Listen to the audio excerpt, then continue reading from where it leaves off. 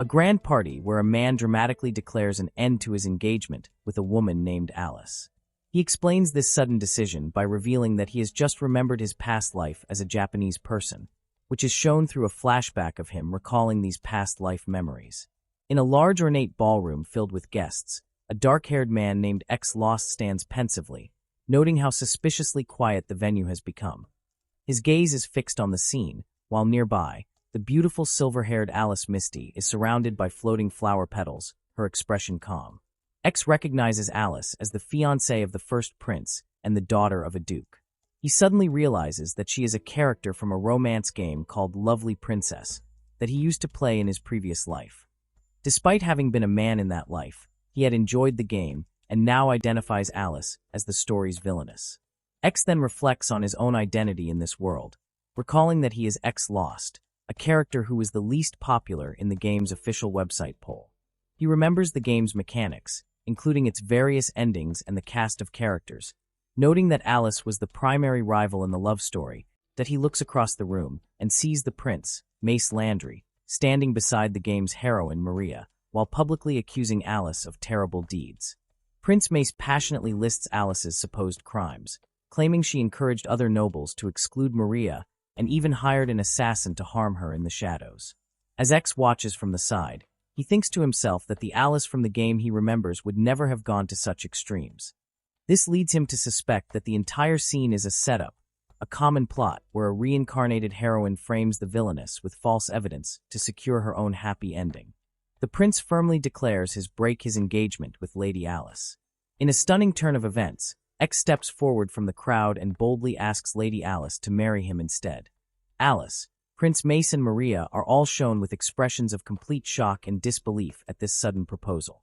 Internally, X reveals that he had always been fond of Alice's character in the game, so much so that he once considered writing a story where she could find happiness. Seeing her genuine sadness in person has transformed his affection for her character into real love, that he feels relieved that he had treated her kindly even before regaining his memories, and tells the prince that if he plans to abandon her, then he should leave her to him. X continues his plea, looking at Alice with adoration and confessing his love for her, which leaves her flustered and speechless. The prince, enraged by this interference, calls Alice a criminal and demands that X wake up from his madness, that X stands firm, coolly warning the prince that he will not hesitate to act if the prince intends to cause Alice any more suffering, all while being overwhelmed by the desire to protect and embrace her. Meanwhile, the heroine Maria confronts Alice, questioning if she feels good about falsely accusing an innocent person. The prince jumps to Maria's defense, threatening to exile anyone who dares to insult her. However, another noble steps in, pointing out that he is hosted by the king himself, and that the prince doesn't have the authority for such actions, suggesting the king's silence is a test of the prince's judgment. The noble continues to challenge the prince, implying that the king is observing his recent actions to determine if he is fit to rule.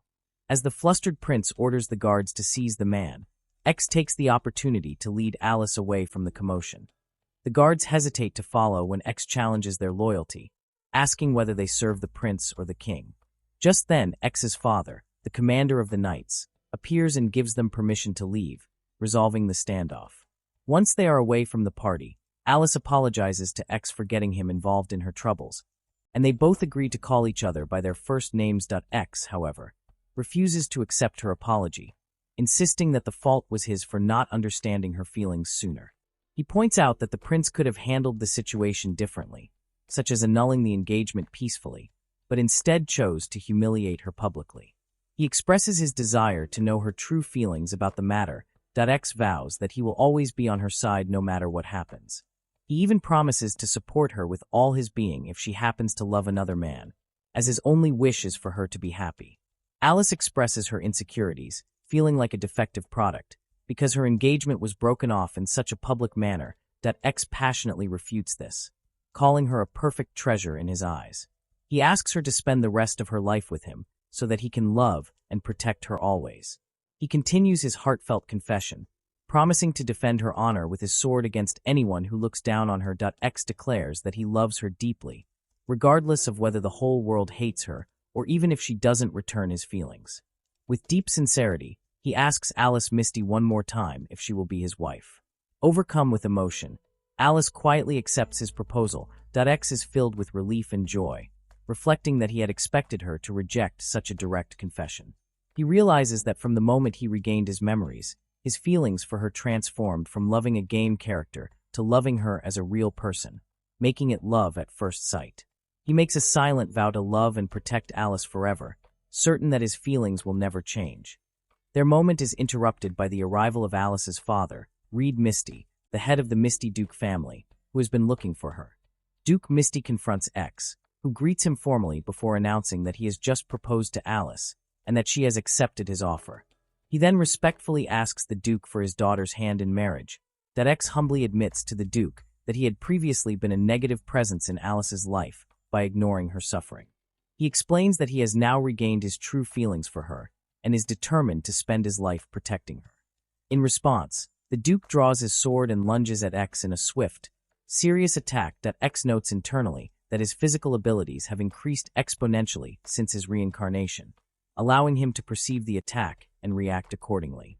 The Duke is impressed that X was able to see the trajectory of his sword, acknowledging his skill as the son of the commander. X respectfully repeats his request for Alice's hand in marriage. The Duke initially questions what benefit his family would gain from this union. X explains his plan for their families to form a powerful alliance by establishing strong ties with the country's knights, which would greatly increase their influence among the nobility. Understanding the strategic benefit, the Duke gives his consent, but sternly warns X that he must be prepared to die if he ever makes Alice cry. He then turns to his daughter, telling her to let him know if X ever causes her any trouble. After the Duke leaves, Alice rushes over to X, concerned that he might be hurt, but he assures her he is fine. She tells him he was very cool during the confrontation, and he finds her concern incredibly adorable. He confesses that he was fully prepared to elope with her if her father had refused, imagining a romantic story of a knight kidnapping a princess. X then playfully gives Alice 3 choices for the rest of the evening. She can return home, stay at his house, or spend the night with him in a cabin he has prepared. A flustered Alice immediately chooses the first option, admitting she is not mentally prepared for anything more intimate, a reaction X finds utterly charming. X agrees to escort her home, promising to continue their courtship properly the next day. Upon his return, he is greeted by his father, Vector Lost, the commander of the knights. His father commends him for acting as a proper knight by protecting a lady. However, X clarifies that his actions were not motivated by duty, but by his deep, personal love for Alice as a woman.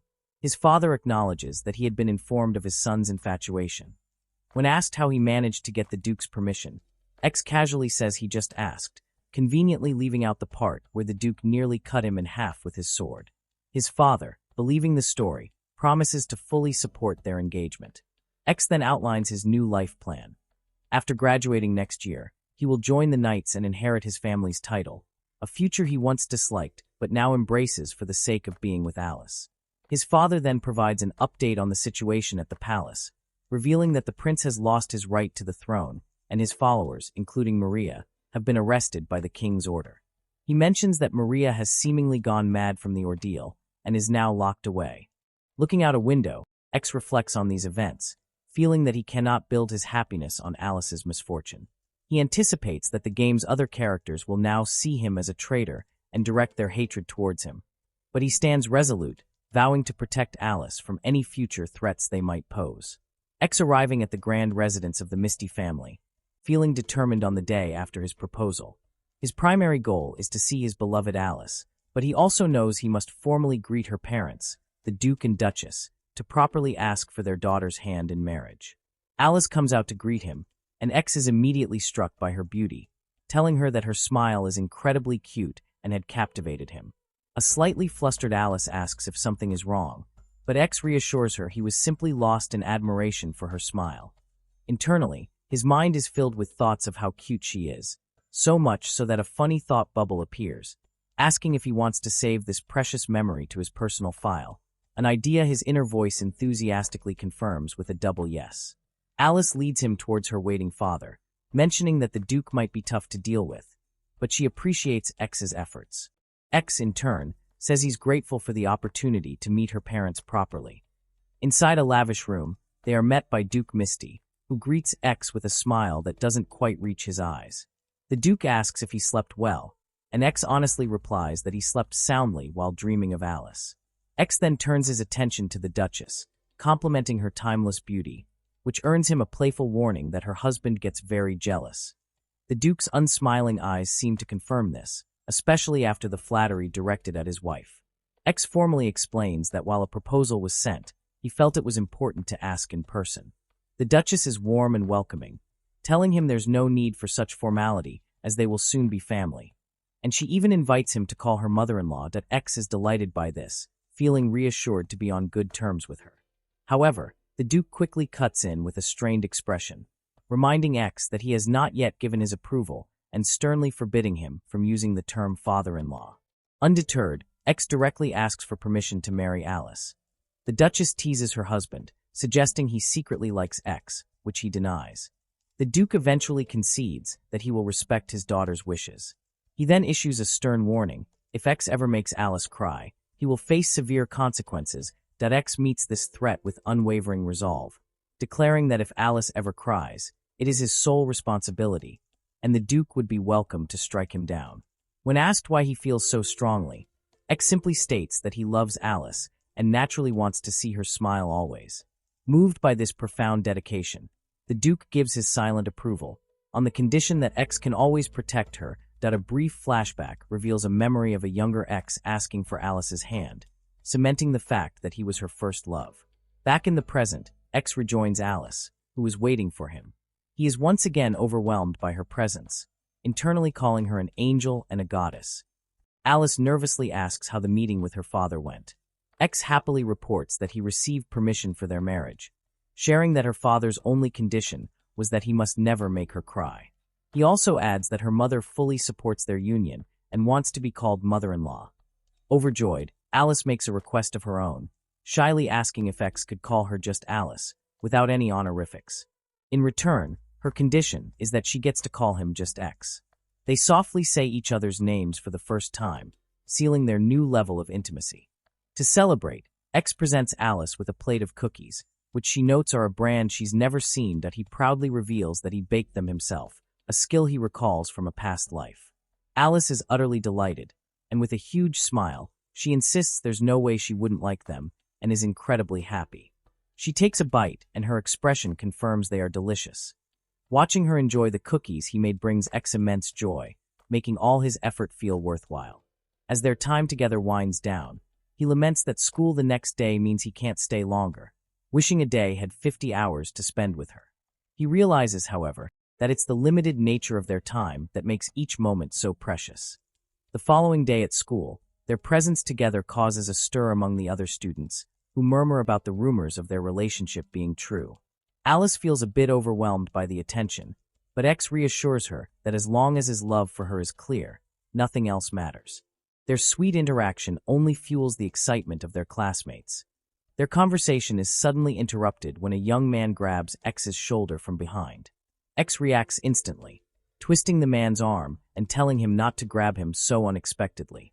The man introduces himself as Fanractor, a name X doesn't immediately recall. X's memory is jogged, and he remembers Fan as a minor character who was in love with the story's heroine Maria, but was always ignored. Fan angrily reminds X of a promise to help him get together with Maria, who is now rumored to be locked away in a cell. Fan demands to know what X has been doing, and X coldly replies that he has been confessing to the person he truly loves, Alice. He states bluntly that he doesn't care about Maria and wants Fan to leave them alone. He then reveals the truth. Maria had tried to falsely accuse someone of stealing their fiancé, and that is why she is in trouble. Fan refuses to believe it, but X warns him to stop interfering, or he will be removed by force. After Fan leaves, X apologizes to Alice for involving her. She tells him it's okay and sweetly says that she is the happy one, getting to be his fiancé. Her heartfelt words touch X deeply, who internally declares her cuteness to be a World Heritage-level treasure meant only for him.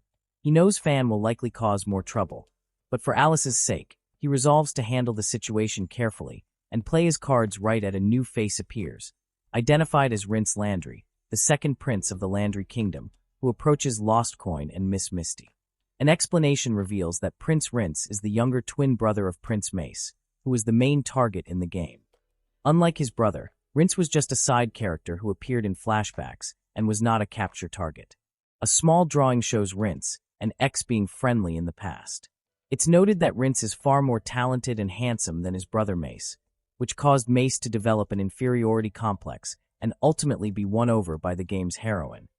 The story returns to the present as Prince Rince formally apologizes to Miss Misty and Lost Coin for the trouble his brother caused them, asking them to raise their heads. He acknowledges that Miss Misty would have been in a worse situation if Lost Coin had not stepped in to help. Meanwhile, Miss Misty thinks about her own feelings, admitting that while the broken engagement made her a little sad, she is now truly happy because X is by her side and has confessed his love for her. As she reflects on this, X makes a heartfelt promise to Alice, vowing that he will protect her for the rest of his life. Their tender moment is interrupted by Prince Rince, who politely asks if he can speak with them, and Alice graciously agrees. Prince Rince delivers the surprising news that he has replaced his brother and is now the crown prince. He explains that he will need help to protect the country and formally asks Lost Coin to become his trusted ally and strength. Lost Coin clarifies if the prince is asking him to be a confidant, and Rince confirms this, noting that Lost Coin is expected to one day lead the knights like his father. Rince expresses his trust in him as a future ally of the nation. Lost Coin agrees to help on the important condition that no harm comes to Miss Misty. Satisfied with the arrangement, Lost Coin privately notes that Rince seems much smarter than his brother. Rince then shares that his original plan was to step in and protect Miss Misty himself if her public condemnation had continued. Lost Coin makes his own position clear, stating that he is against Alice becoming the queen for anyone, even Prince Rince, and that he has given up on that path and will find another candidate. With this understanding, Lost Coin agrees to be Rince's confidant as long as Alice remains safe. He then suggests they become friends and start by calling each other by their names. Rince agrees that X can call him by his name and use an informal tone, as long as it's not in public. He then turns to Miss Misty and asks for her permission to occasionally borrow X as a bodyguard. Miss Misty expresses some concern, wondering if X is truly ready for real combat situations, which are very different from simply having sword skills. X reassures her that it will be fine, and she gives her consent. A little worried, Miss Misty playfully tests X, asking what he would do if she felt lonely while he was away on his duties. Without a moment's hesitation, X declares he would immediately refuse the job to stay by her side, proclaiming that Alice is his highest priority. Touched by his devotion, she asks him to speak more informally with her from now on, as she wants to get to know his true self completely. X happily agrees to speak more casually with her, just as Prince Rince returns to fetch him. Rince explains that something concerning has come up and asks X to step outside with him to discuss it. Since they have separate classes that day, X wants to check on Alice first, but Rince assures him it's fine and that he will understand the situation once they get there. X looks on with curiosity, wondering if Alice is busy. They peer into a classroom and see Alice completely surrounded by a crowd of other girls, all chattering excitedly. Rince explains that the girls are likely taking advantage of X's absence to talk to her freely. A slightly dejected X wonders if his own lack of charisma is why people don't flock to him, but Rince reassures him that his turn will come. Seeing that Alice will be occupied for a while, Rince leads X away to talk. As they walk, Rince reveals that he wants to discuss his brother and his former followers, who are now at home reflecting on their actions.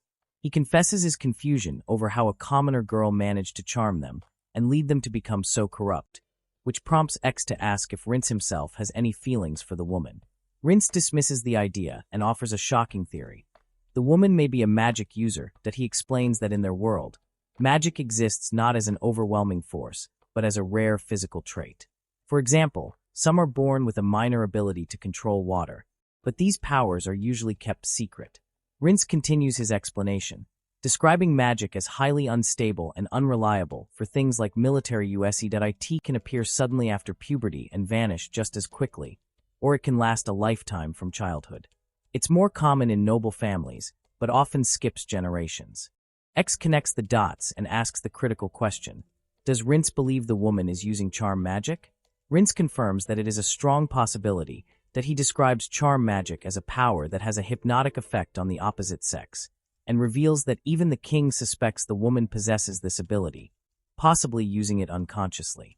If she can control it intentionally, she is an even greater threat, which is why she cannot be carelessly released. X wonders if his own physical enhancement magic is why he was immune to her charm.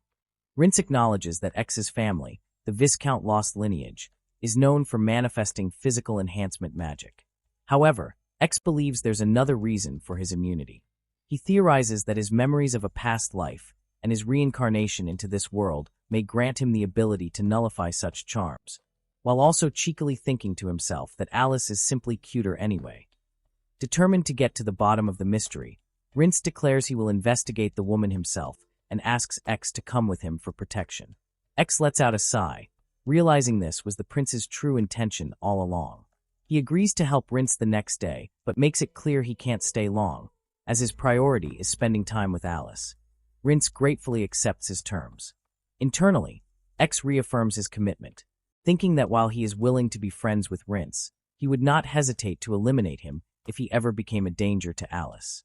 Later, back in the classroom with Alice, X contemplates the situation and decides to seize the opportunity, suddenly taking her hand that he then pulls a surprised Alice into a warm hug, causing the other students to blush and comment on what a lovely couple they make.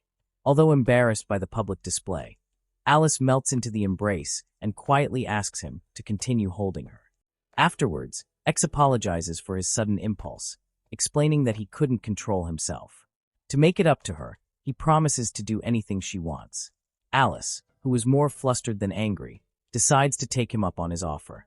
With a sly smile, Alice confirms if he'll really do anything, and he promises he will. Her first, simple request is for him to say, "Ah," so she can feed him. X is surprised, admitting he didn't think she was interested in such romantic gestures. Alice reminds him that before she is a noble lady, she is a girl who enjoys these things, which makes X smile at her cute request. Curious, X asks what other requests she has in mind. Alice happily lists her desires: to walk while holding hands, to be hugged from behind, and even to be carried like a princess someday. X enthusiastically agrees to fulfill all her wishes, promising to get to them all, but for now, they start with her first request. With a lunch lovingly prepared by X, Alice holds up a piece of food and tells him to say, "Ah," which he happily does, letting her feed him. He declares the food is delicious, but would taste even better if she fed him. Pleased, Alice continues to feed him in the middle of their meal. X suddenly wraps his arms around her from behind, startling her. He apologizes once more, admitting that remembering all her cute requests made him unable to contain his affection. He tells her there is nothing better than sharing a peaceful lunch with her like this, and asks if they can stay this way for just a little while longer. Alice softly agrees, and he thanks her. As he holds her, X's thoughts drift to his unwavering devotion. He doesn't care about her designated role as a villainess in some otome game. To him, she is simply Alice, his one and only. He silently vows to protect her smile no matter what, ready to fight the entire world if it ever turned against her. Just as he is lost in his thoughts about protecting Alice from any future challenges, a mysterious figure appears before him. The stranger greets him as X Lost, but then adds a chilling twist, referring to him as a different entity that is merely wearing X's skin. That X is informed that the Emperor himself wishes to have an audience with him. X looks concerned and confirms that he must go alone, and as a large door clacks shut, he feels a bad premonition about the meeting while his companion agrees to wait for him. As another heavy door creaks open, X walks into the throne room, thinking that the man before him may be a different entity wearing the Emperor's skin. A creepy thought that his friend had dismissed. That he gives a deep formal bow to the Emperor, who is seated on the throne, and expresses his honor at being granted a meeting. The Emperor greets him as the son of Viscount X Lost, seen right through him, and X corrects him, proudly stating he is X Lost of the Lost Viscounty, while the Emperor tells him not to call him an imposter. The Emperor confesses that he was unexpectedly entertained when X stole a woman from his own worthless son, remarking that such a fool could never rule the country, and that making Linz the crown prince was the correct decision. X looks up seriously, and says that even the Emperor cannot be allowed to speak of his own son in such a way. He proudly states his position as the next head of his family, suggesting his love for someone has helped him grow, and the Emperor takes this bold declaration as a form of confession. X, feeling the intense pressure of the situation, asks if he was summoned just for this conversation. The Emperor reveals his real reason for the meeting, explaining that he is curious about how X managed to persuade the very stubborn Duke Misty. X replies that he simply expressed his feelings for Alice to the Duke, though he privately thinks the Emperor would not believe the full story and recalls how difficult the Duke was to deal with. The Emperor then teases him by asking if it was a passionate love confession, which makes X uncomfortable because it sounds like he confessed his love to the Duke, and he asks the Emperor to stop making misleading jokes. The Emperor then becomes serious and makes a request, asking X to protect his foolish son, Linz, if he finds himself in any danger. He explains that X is scheduled to meet the girl who seduced his son next, and X, with a concerned look, asks what the Emperor plans to do with her and Lord Mace, while his inner thoughts confirm his love is only for Alice. The Emperor reveals his intentions for the girl, stating that at worst she will be executed, and at best she will be placed under house arrest because her charm magic is too dangerous to be left unchecked, that he also expresses concern that his idiotic son might try to run away with her at any moment. X silently considers that if it weren't for the charm magic, exile would have been a sufficient punishment, and while he doesn't care for the girl, he worries that if she is killed, it might negatively affect Alice, and he cannot forgive anyone who would bring harm to her. X agrees to protect Lord Linz, but asks the Emperor not to execute the girl so hastily, as he worries that any resulting grudges could be directed at Alice, a burden he would rather bear himself. The Emperor smirks, saying he expected X to say that, and that he is counting on him, which makes X suspect this was the Emperor's plan from the very beginning. As X prepares to leave, the Emperor asks if he shouldn't be more concerned for his own safety. X replies that if anything were to happen to him, he would have to rely on the Emperor and the girls, but he promises to do what he can. At TA prison, a guard opens a cell door, announcing that an inmate has a visitor. Inside the cell, a young woman named Maria greets X with excitement, believing he has come to rescue her. However, Prince Lin steps forward and clarifies that he is the second prince, Lin's Laundry, not his older brother whom she tried to steal Miss Misty from. Maria is left confused, asking who this new person is. Linz asks Maria if she is fully conscious, and she says she probably is. As she reaches a hand toward him, he suddenly stumbles back, feeling as though he was almost caught by her charm magic, which confirms X's suspicion that she can use it intentionally. Linz leans against a wall, telling X that he can handle the rest and will heal the damage from his earlier tackle, jokingly asking if X is holding a grudge. X tells him his part is done for now and turns his attention to Maria, thinking how troublesome it is that she can consciously use her powers. He greets Maria in her cell and implies that he knows she, like him, is a reincarnated person. Maria, looking through the prison bars, asks if he is truly X and quickly realizes that he must also be a reincarnated. X confirms this by saying that just as she isn't the real Maria, he might not be who she thinks he is. She then asks if he possesses an item that makes her magic ineffective. Before answering, X asks her if she is familiar with the Otome game, Lovely Princess, which she is. He then questions if she framed Alice to seduce the prince, but she strongly denies it, revealing that her actual target was the hidden character, a man she describes as troublesome.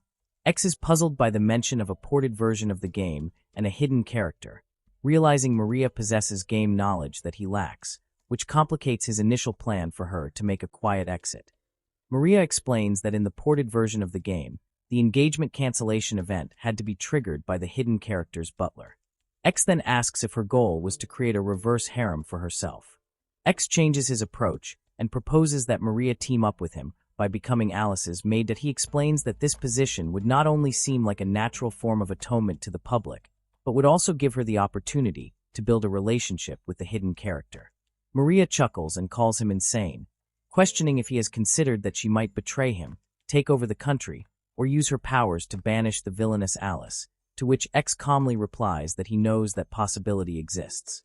Maria giggles at his confidence and asks if his plan is enough to get her out of her current predicament, that X assures her it will be fine, but sternly warns that if any harm comes to Alice, he will not hesitate to cut her down. He then prompts her to consider why he and Crown Prince Linz were the ones sent to deal with her. X explains that the king likely saw through her charm magic and acting from the start, and sent them to find a way to use her abilities effectively. Maria smirks, acknowledging the crafty king's intelligence, and accepts that X's offer is her only path toward her desired outcome, sighing at how her life as an Otome game heroine has turned out. Suddenly, Maria bursts into laughter, finding the whole situation hilarious. X asks if she would have preferred to be condemned as an eccentric instead. They then ask each other about their reincarnation experiences. She reveals she was reincarnated as a child, while he says it occurred during an engagement annulment. Maria confesses that she was terrified when she was reincarnated because she suddenly found herself in a completely different world, a feeling she compares to being kidnapped that in contrast. X states that he has never felt fear and was only focused on saving Alice, regardless of who he became, because she is the person he loves most, not just a favorite character. Maria looks at him with admiration and says she envies his ability to live so true to himself. X simply states that there is no point in holding back in the face of Alice's cuteness, that he extends his hand for a handshake to formalize their cooperation, and she accepts, agreeing to become Alice's maid. Later, Alice is surprised when X tells her she will be getting a new maid. He explains that it is someone she already knows who wishes to atone for her past actions. Alice recognizes Maria from the party and apologizes for what happened, but Maria tells her not to worry. Maria then says she understands why X fell for Alice, calling her both smart and cute. When Alice asks if she was aware of the situation back then, Maria admits she was and feels partly responsible for not intervening. Yes, they talk. X gently holds Alice's hand and reassures her that he will protect her. Maria comments that doting on Alice is X's privilege, but playfully suggests he should share her a little now that she is her mistress. Alice shows a hint of jealousy and tells Maria not to get too close to X, a possessive reaction that secretly makes X incredibly happy. Alice agrees to accept Maria as her maid, but with one condition. Alice's condition is that there must be no indecent acts between them, specifically defining this as holding hands, kissing, or calling each other's names in an intimate way. Maria agrees to this promise and asks for permission to report to X for her work duties. With the terms agreed upon, Maria formally introduces herself and asks Miss Alice Misty to allow her to serve by her side. Maria playfully teases Alice, saying X seems like a handful, but Alice quickly denies it. Nearby, X stares intently at them, and a graphic shows his Alice folder of videos being rapidly filled. Maria and Alice decide how to address each other, settling on being informal when they are alone, and with that, the unlikely situation of the game's heroine becoming the villainess made officially begins. However, X knows they cannot fully trust Maria until her personal issues are resolved. He believes that having someone with knowledge of the Otome game beside Alice will make it easier to handle any future problems. With this in mind, he approaches the Misty House butler, Bariz, to discuss placing Maria under surveillance. X asks Bariz to take on the task of watching Maria, and Bariz asks why he was chosen for this role. In his mind, X knows it is because Bariz is the hidden capture target from the ported version of Lovely Princess. Out loud, however, he simply states that it is because Bariz is Alice's butler. Bariz explains that his duties are more akin to a guard, as he is skilled in combat and primarily handles schedules.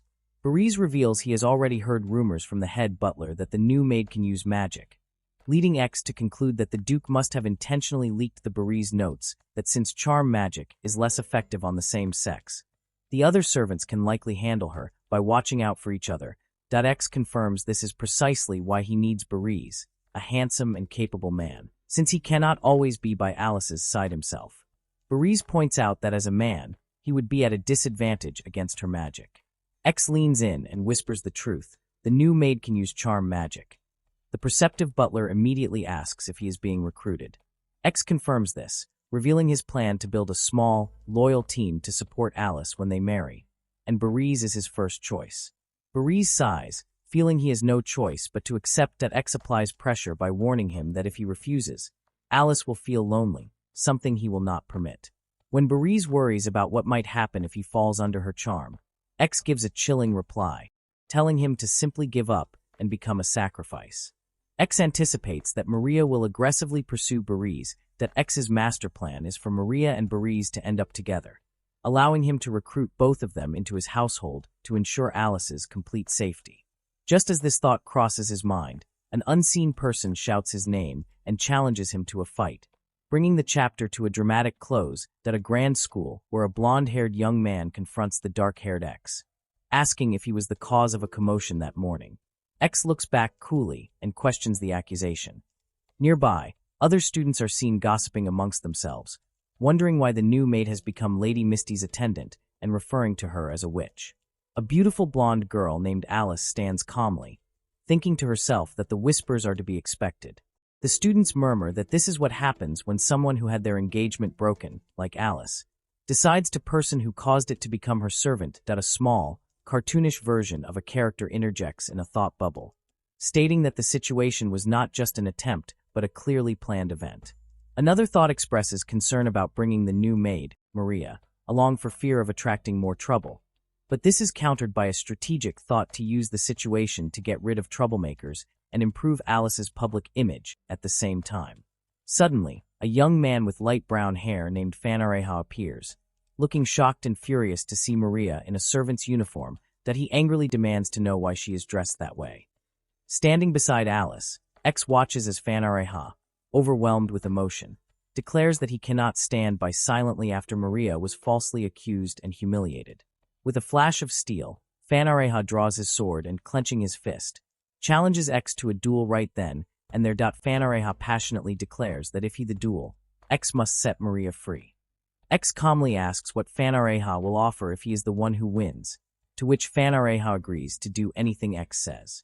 They arrange to meet at the school's training ground after classes. A tiny character frets over the promise that was made, but is reassured that everything will be fine, though there is still worry that X might get hurt. Fanareha eagerly accepts the terms, shouting for X to prepare himself for defeat. Later, a character reflects that Fanareha likely initiated the conflict because he is consumed by feelings that will never be returned, noting that such one-sided emotions can sometimes lead to madness. The scene then shifts to a tender moment between X and Alice, where she thanks him and says she accepts all of his feelings. X gently takes her hands and reassures her that he not only accepts her feelings, but will show his in return, telling her everything is okay. At a small, glasses-wearing chibi version of X thinks about how much he wanted to embrace Alice in that moment, and then wonders why she chose to make Maria her servant. The story provides some context about a popular media franchise called Lovely Princess, which includes sequels, alternate timelines, and numerous side stories. A small chibi Alice explains this to a bewildered X, admitting that even she doesn't understand all of it. The blonde young man from the beginning reappears, warning X that Maria could be a dangerous person in many ways, and explains that in the story, Alice is actually the villainess. However, a thought bubble questions this, asking if X isn't actually more dangerous than Maria, and revealing the existence of an unpopular storyline where X himself is a romanceable character. Alice is shown with a determined expression, thinking that even if she were to condemn the heroine, it wouldn't erase her own painful memories, which is why she is so resolved to protect her. A strategic thought reveals a plan to use charm magic as a tricky way to protect Alice in an emergency, as she remains the primary focus. The scene changes to after school, where a massive cheering crowd has gathered at the training grounds to witness the duel. A sad-looking Alice walks through the crowd, as a narrative box explains that she tends to blame herself for everything, always pushing herself into a corner rather than resenting others. At the dueling ground, Alice approaches X with concern, noting he seems less energetic than usual and asking if she can help in any way. The blonde young man remarks that it's surprising to see X fighting for a woman, but X clarifies that he is doing this for Alice's sake, that he reassures a worried Alice that he is okay and won't be defeated so easily. A small thought wonders if Alice has noticed the subtle changes in him. Looking at Alice, X asks if he can have a reward from her if he wins the duel. When she agrees, he cheekily asks for a kiss, which makes her blush brightly. She consents, hoping it will boost his spirits. Feeling motivated, X thanks her and says that now he absolutely cannot lose. Just then, Fan Ruho arrives, commenting that he is glad X did not run away. The terms of the duel are set. If Fan Ruho wins, Maria is freed, but if X wins, Fan must grant him any wish. X inspects his training sword, noting its lightness and lack of durability compared to his own weapon, and decides that deflecting strikes will be a better strategy than trying to block them. The duel begins with a loud shout of "Start." Fan Ruha immediately lunges forward, swinging his sword down in a powerful arc. However, X sidesteps the attack with ease, causing Fan to stumble forward off balance and look back in shock. A voice narrates that one should never be so surprised in the middle of a fight. X continues to effortlessly evade every one of Fan Ruha's desperate swings, as shown in a series of small panels where he simply dodges each attack. Fan Ruha grows increasingly frustrated, yelling at X to stop running and fight him properly. X coolly replies that if he were to fight seriously, the match would be over far too quickly, and he wants to clearly show the vast difference in their abilities. As the one-sided fight continues, a voice tells Fan Ruha that he cannot win in his current state. Fan shouts back defiantly, angered that X is using someone he doesn't even truly like as an excuse for his actions. In the audience, chibi versions of Alice and the blonde man watch on, with the blonde man sarcastically cheering that Fan is trying his best. The duel reaches its swift conclusion as X disarms Fan Ruha, sending his sword flying. The winner is officially declared to be X standing over his defeated opponent. X tells him that throwing a childish tantrum will not get him what he wants. Alice watches from the sidelines, thinking to herself that while it's nice to see X excited, it is a little embarrassing in front of such a large crowd. Spectators rush toward X, asking if he is all right after fighting against a sword barehanded. After the match, a question is raised about what to do with Fan Ruha, and X simply says that he has given him some advice, and the rest is up to him. X then turns his attention to Alice, kneeling before her and dedicating his victory to her in a grand gesture before the entire crowd. X kneels on one knee and takes Alice's hand. The onlookers are stunned, with some shouting that it looks like a marriage proposal, and others remarking on how bold and lovely the scene is. X makes a solemn promise to Alice, declaring that he will fight for her from now on and will defeat any opponent that stands in their path, asking only that she believe in him and stay by his side. Alice looks on, completely surprised by his sudden declaration. X's inner thoughts reveal his strategy. By publicly demonstrating his overwhelming strength, he will deter others from bothering Alice. He also admits to himself that he wanted to look cool in front of her. His plan works perfectly, as the students begin to whisper among themselves, establishing a new unspoken rule at the academy to never cross the Knight Commander's son or his fiancée. Later, X visits a recovering Fan Ruha and confronts him directly, asking if he ever truly cared for Maria. Fan defensively yells that it's not true, clearly agitated that he accuses X of coming only to mock him, but X says something unexpected. He tells Fan that he actually thinks he's amazing for challenging him with false feelings, and for having the courage to push forward with his plan anyway. X continues his analysis, telling Fan that his core issue isn't envy but loneliness, and that his actions were an attempt to feel what it's like to be a hero who helps others to validate his own existence. That X then reveals a critical piece of information. He tells Fan that his own maid is in love with him. He knows this because the way she looks at Fan is the same way that he and Alice look at one another. That he presses Fan, asking him what it is that he truly desires. Fan Ruha breaks down and confesses everything. He admits that he has a maid he has known for a long time who, despite being clumsy and slow, he genuinely likes. His heartbreak began when he saw her speaking intimately with his own father, leading him to believe she saw his dad as someone more special than him. In an attempt to forget his pain, he met Maria and, seeing how popular she was, convinced himself he liked her too. Pretending to be in love with Maria was a way for him to distract himself from his true feelings and the situation at home. That X offers Fan a different interpretation of what he saw. He points out that Fan's father, Baron Ruha, is known for his kindness, particularly for hiring orphans. He suggests that the maid, being an orphan herself, likely sees the Baron as a father figure, and her feelings are those of parental affection, not romantic love. This revelation shocks Fan, who realizes he created a huge misunderstanding and was jealous over something so simple. X encourages him, telling him that his ability to take action is impressive, and that he has the potential to protect those he truly cares about. X inspires Fan Ruha to not give up, reminding him that if he was willing to pick a fight for Maria, someone he didn't even like, he could become so much stronger if he fought for someone he truly loves.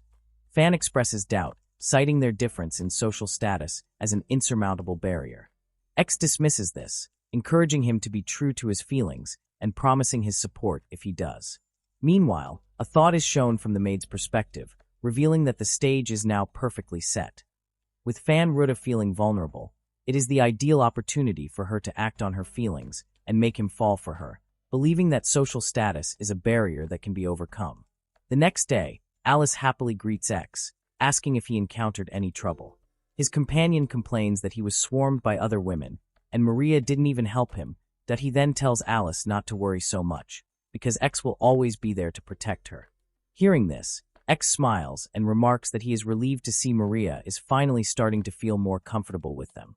In a private moment, Alice makes her feelings very clear to X. She tells him that he is not allowed to be with any other woman, and that there are other things he is forbidden from doing with other women as well. X readily agrees, adding that he will not tolerate her being with any other man either. Alice confirms that she feels the same, wanting no one else but him. Alice clarifies that her rules are absolute, forbidding even a simple greeting kiss from another man. Chuckling, X says that if that's the case, then everything he has belongs to her. He leans in close, teasingly asking if this means approaching her like this to kiss her is also not allowed. Alice proclaims that of course it is, as every part of her belongs completely to him. X then playfully reminds Alice of their deal. Since he won the duel, he is owed his reward. A blushing Alice agrees and tells him to close his eyes. She nervously contemplates where to place the kiss, wondering if she should aim for his hand, like he did for her earlier, or perhaps his cheek. A beautiful, sparkling full-page image. Alice stands on her toes and gives X a sweet and gentle kiss directly on the lips. After the kiss, Alice sighs softly, admitting with a blush that it was her very first kiss, and shyly asks X to take responsibility for it. X smiles warmly, pulling her into a loving embrace and gladly promising that he will. The scene fades to the following day at the academy. On the final page, X and Alice are seen walking together, holding hands and smiling. In the background, a happy-looking Fan Rada is walking with his maid, while the blonde-haired young man from the beginning watches them with a satisfied smile. Alice thinks to herself that she would gladly go anywhere with X, bringing the chapter to a happy conclusion. Fan Raktor expresses his profound gratitude, as his deepest wish has finally been granted. The dark-haired protagonist, X, stands before him and agrees, but with a condition attached. Fan must now become his subordinate. X clarifies that he is giving Fan what he wants, though his actions were not specifically for Fan's benefit. In response, Fan hopefully asks if X is truly offering him a place where he can belong. X outlines his plan for Fan, instructing him to join the Night Order after graduating from the academy. He warns Fan that if he becomes the leader of the order, Fan will be expected to work as hard as a draft horse, and asks if he has any complaints about this demanding future. Fan firmly states that his absolute top priority will always be the protection of a woman named Anri. He makes it clear that he cannot swear absolute loyalty, because Anri's safety will always come first in a crisis. Fan agrees to the terms without any other problems. X accepts this condition, saying it would be troubling otherwise, and smirks with thought that protecting the person you love is what a real man does. He officially welcomes Fan Raktor, who then thanks Lord X for the opportunity. Later, a blonde-haired prince remarks to X that he is incredibly sharp, noting his sensitivity to people's hearts and his impressive physical abilities. The prince admits he initially thought X would break Fan's heart before trying to reform him, a plan X confesses he had considered to some extent. Nearby, a maid and the prince both show looks of surprise. The conversation shifts as X casually asks the prince if a person named Rince has a preferred type of romantic partner. The prince, momentarily flustered, questions if X is interested in the same sex and clarifies that he means the opposite sex. He reassures X that they will remain friends regardless of his hobbies, though he might keep a bit more physical distance. Someone off-panel questions the just physical distance remark. As this happens, Tex praises X for his deep love and his cute fiancée, though X corrects that everything but the fiancé part is a misunderstanding, adding that he hopes to find one soon himself. The mood becomes more serious as X and the prince stand by a window, where X comments on the heavy burden the prince must feel to succeed the current king. The prince turns away and solemnly confesses that he hated his older brother. He admits that he felt immense pressure about becoming the crown. The prince continues, describing his older brother as arrogant and selfish, yet possessing the dignity befitting a king, and reveals his brother always treated him like an enemy. He expresses his own self-doubt, feeling he lacks his brother's demeanor and is not suited to be king. X listens, internally reflecting that a king without ability to back up their dignity is merely a fool. With a reassuring smile, X tells the prince it's okay and promises to support him if anything happens, adding that he'll be in the country as long as Alice is. The prince thanks him and immediately asks for help with a specific matter that he wants X to assist in rehabilitating his brother and his followers. The prince explains that his brother's group is severely depressed over their past actions and might even commit suicide if left unattended. X confirms they had been sane until recently. X then explains that this situation is being managed carefully to ensure the prince doesn't abandon his older brother, who has been stripped of his right to the throne, mentioning this is his father's opinion, and that public perception is also a key factor. X agrees to help, but makes it clear that he will not take any responsibility for the outcome, a condition the prince accepts, promising to bear it all himself. X privately thinks that he can't let Alice be endangered, and if there's a suicide due to the broken engagement, he will get his revenge.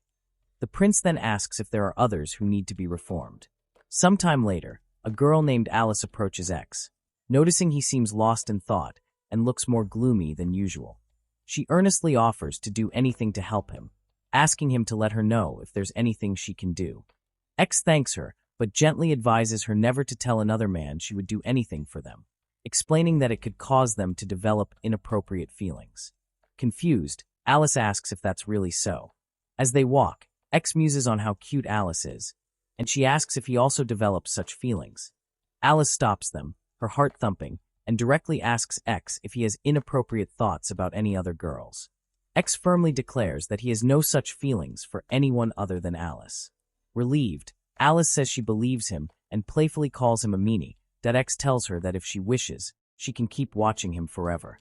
He then thinks about how cute Alice is and resolves to finish his tasks quickly so he can cherish their time together. Alice asks him what he was thinking about before, but he dismisses it as nothing important. He then turns the conversation by asking for her thoughts on His Highness Mace and Maria. Alice confesses that while the situation was a shock at first, she holds no grudge and is actually grateful because being with X has made her first love come true.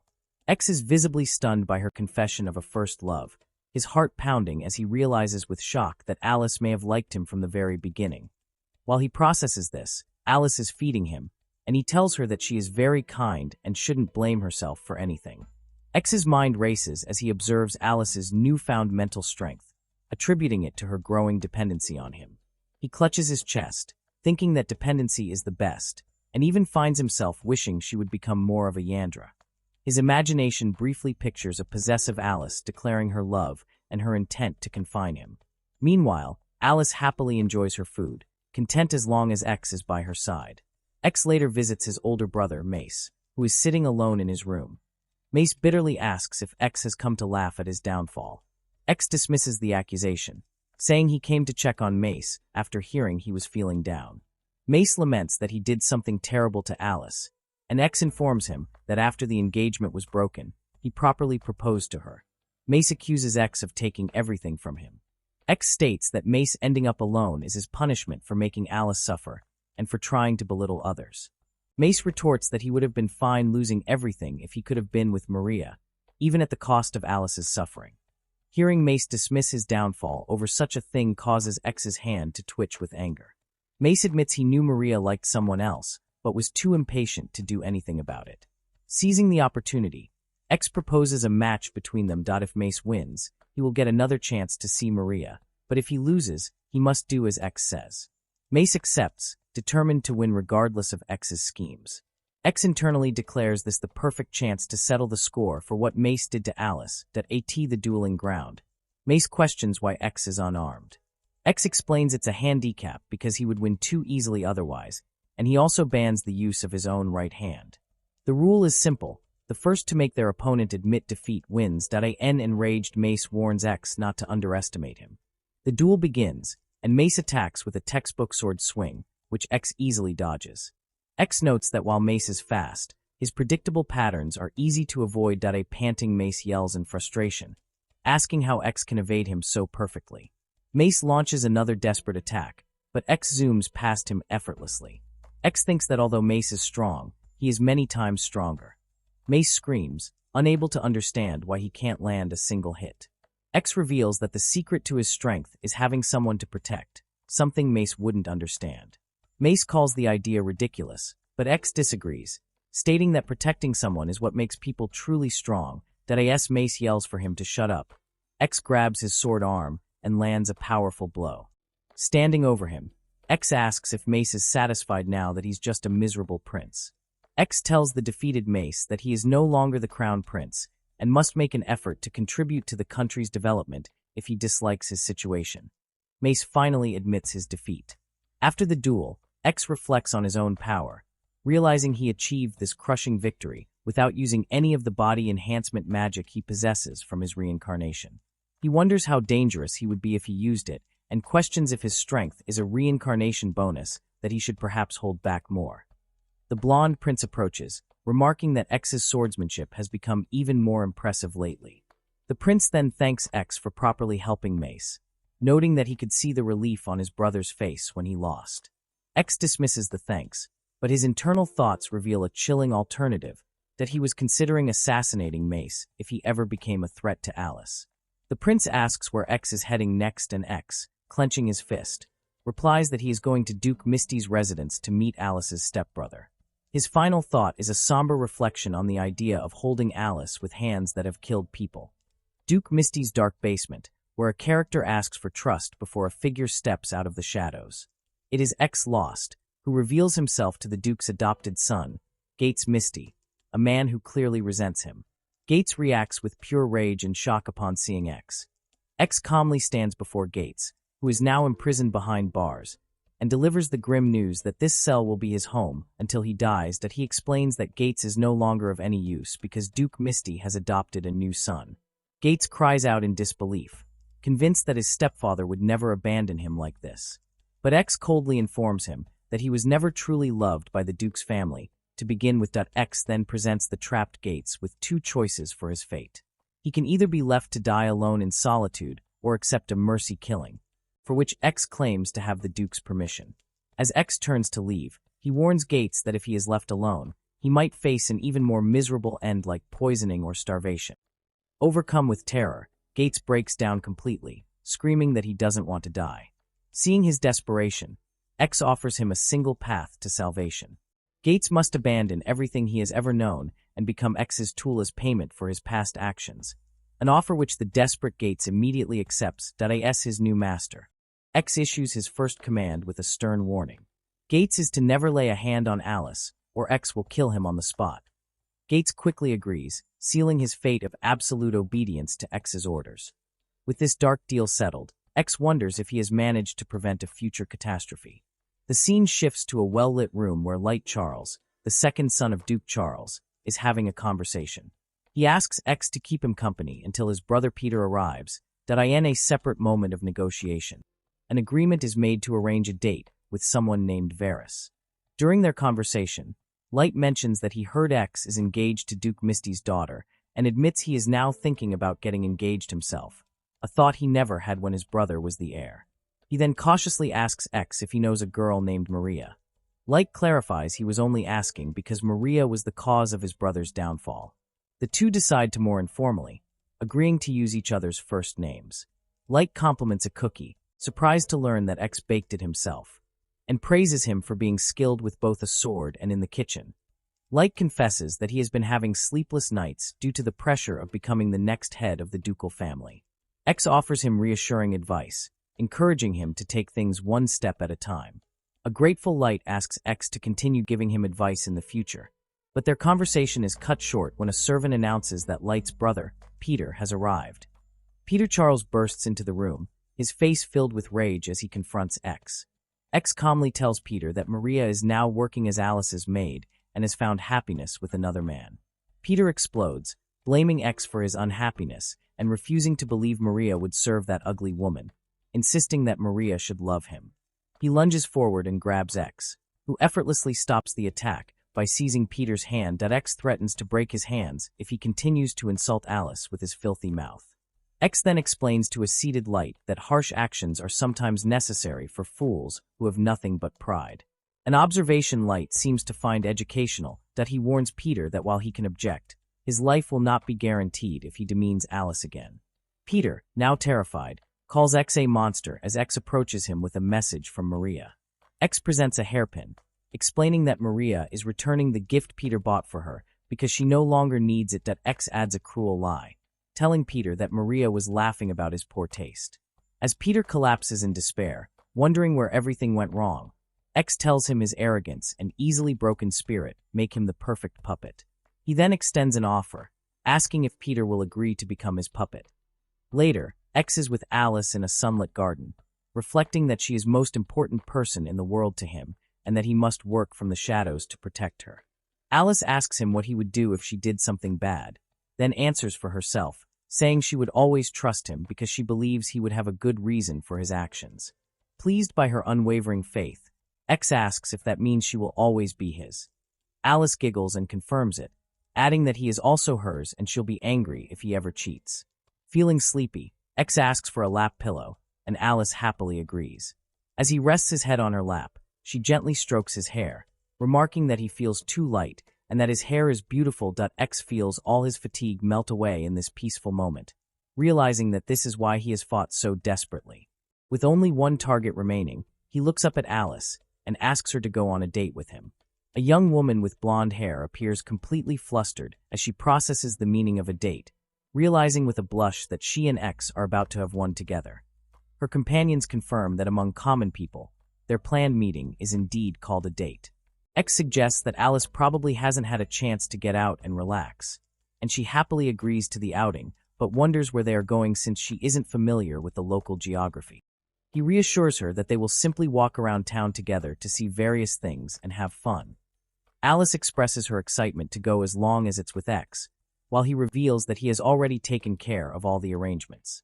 He has received the Duke's permission and has ensured their security is all set, proposing that he will pick her up on the next holiday, which she agrees to.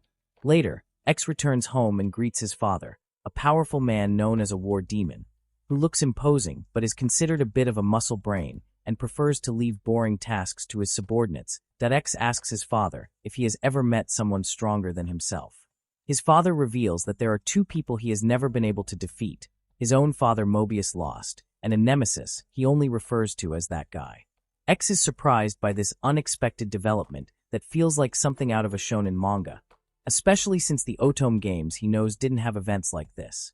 His father explains that he can't discuss the matter now, but X will come to know about it eventually, admitting that he cannot defeat this nemesis.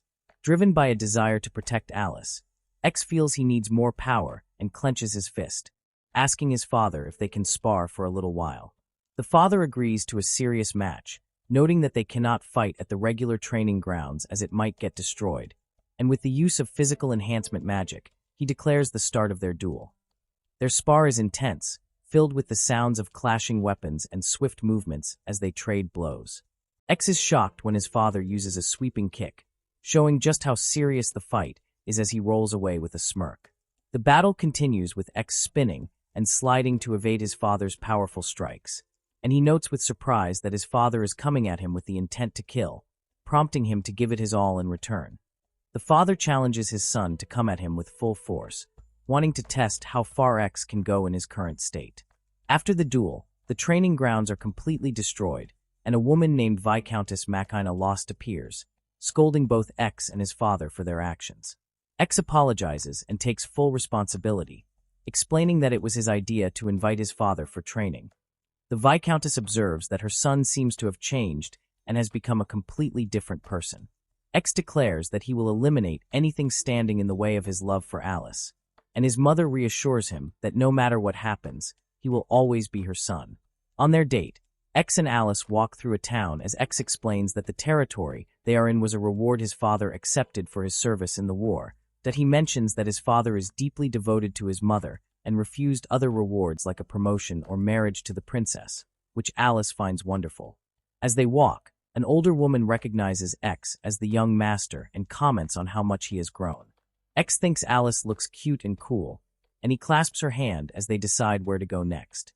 They enter a shop where the owner greets X as the little master. X introduces Alice as his fiancée, and the shopkeeper remarks that the rumors of him taking her from the prince were true.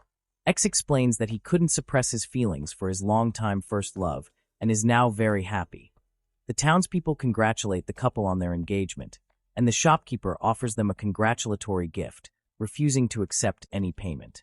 Later, X notices Alice looking at a natural gemstone and decides to buy it for her as a memento of their day that he gives her the gift, saying he thought of it as a substitute until they get official wedding rings. Alice is overjoyed to receive a gift from X and promises to treasure it, then says she would like to give him something in return.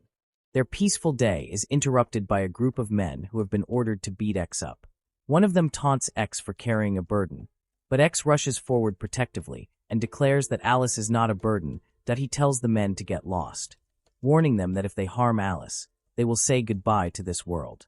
He gives them a count of 10 to surrender or face him, and when one thug lunges for the woman, X swiftly kicks him away, declaring that she is a precious person to him. After the confrontation, X apologizes to Alice for scaring her and says he can only think of one person who holds a grudge against him. He tells her there is one last place he'd like to go and asks her to keep her eyes closed for what they are about to do. Alice agrees, and X gently lifts her into his arms to carry her princess style. He tells her she can open her eyes, revealing they are in the most beautiful flower field in the area, leaving Alice amazed by the incredible view. Alice asks how long he plans to carry her and playfully asks him not to treat her like a child. X offers to set her down, promising to carry her like a princess again later. When she asks to be treated like an adult instead, he leans in close, asking if she wants him to treat her even more like an adult, which leaves her flustered and speechless. X then gently embraces Alice, telling her he loves everything about her, including her cute sides and the moments she endures hardship. Alice looks up at him and asks if it is selfish of her to not want to go home. She confesses that she also wants to be by his side, and as they hug tightly, X vows to never let go of her hand, promising to always be by her side no matter how many decades pass, or even if he is reborn. This moment strengthens his resolve to become stronger so that he can protect Alice from anyone who might interfere.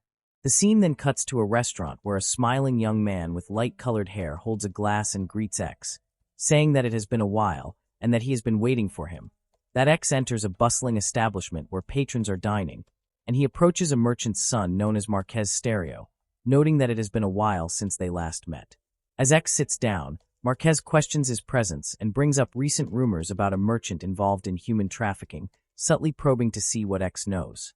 Suddenly, X shows a look of disgust and clutches his mouth as if ill, having seemingly fallen for a trap by spilling a drink all over his white shirt. Marquez reveals his scheme, asking with a smirk how X is still conscious after being given a large dose of a potent poison. As X questions who they are, Marquez and his associates declare themselves to be Prometheus, a group destined to change the world, while unsheathing a blade and making it clear that no help will arrive.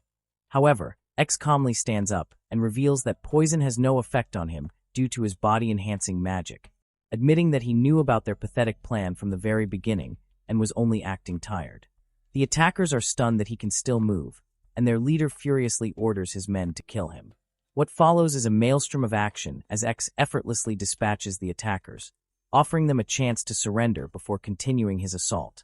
With swift kicks and powerful throws, he sends bodies flying through the air and crashing through windows, all while calmly stating he's in a good mood today.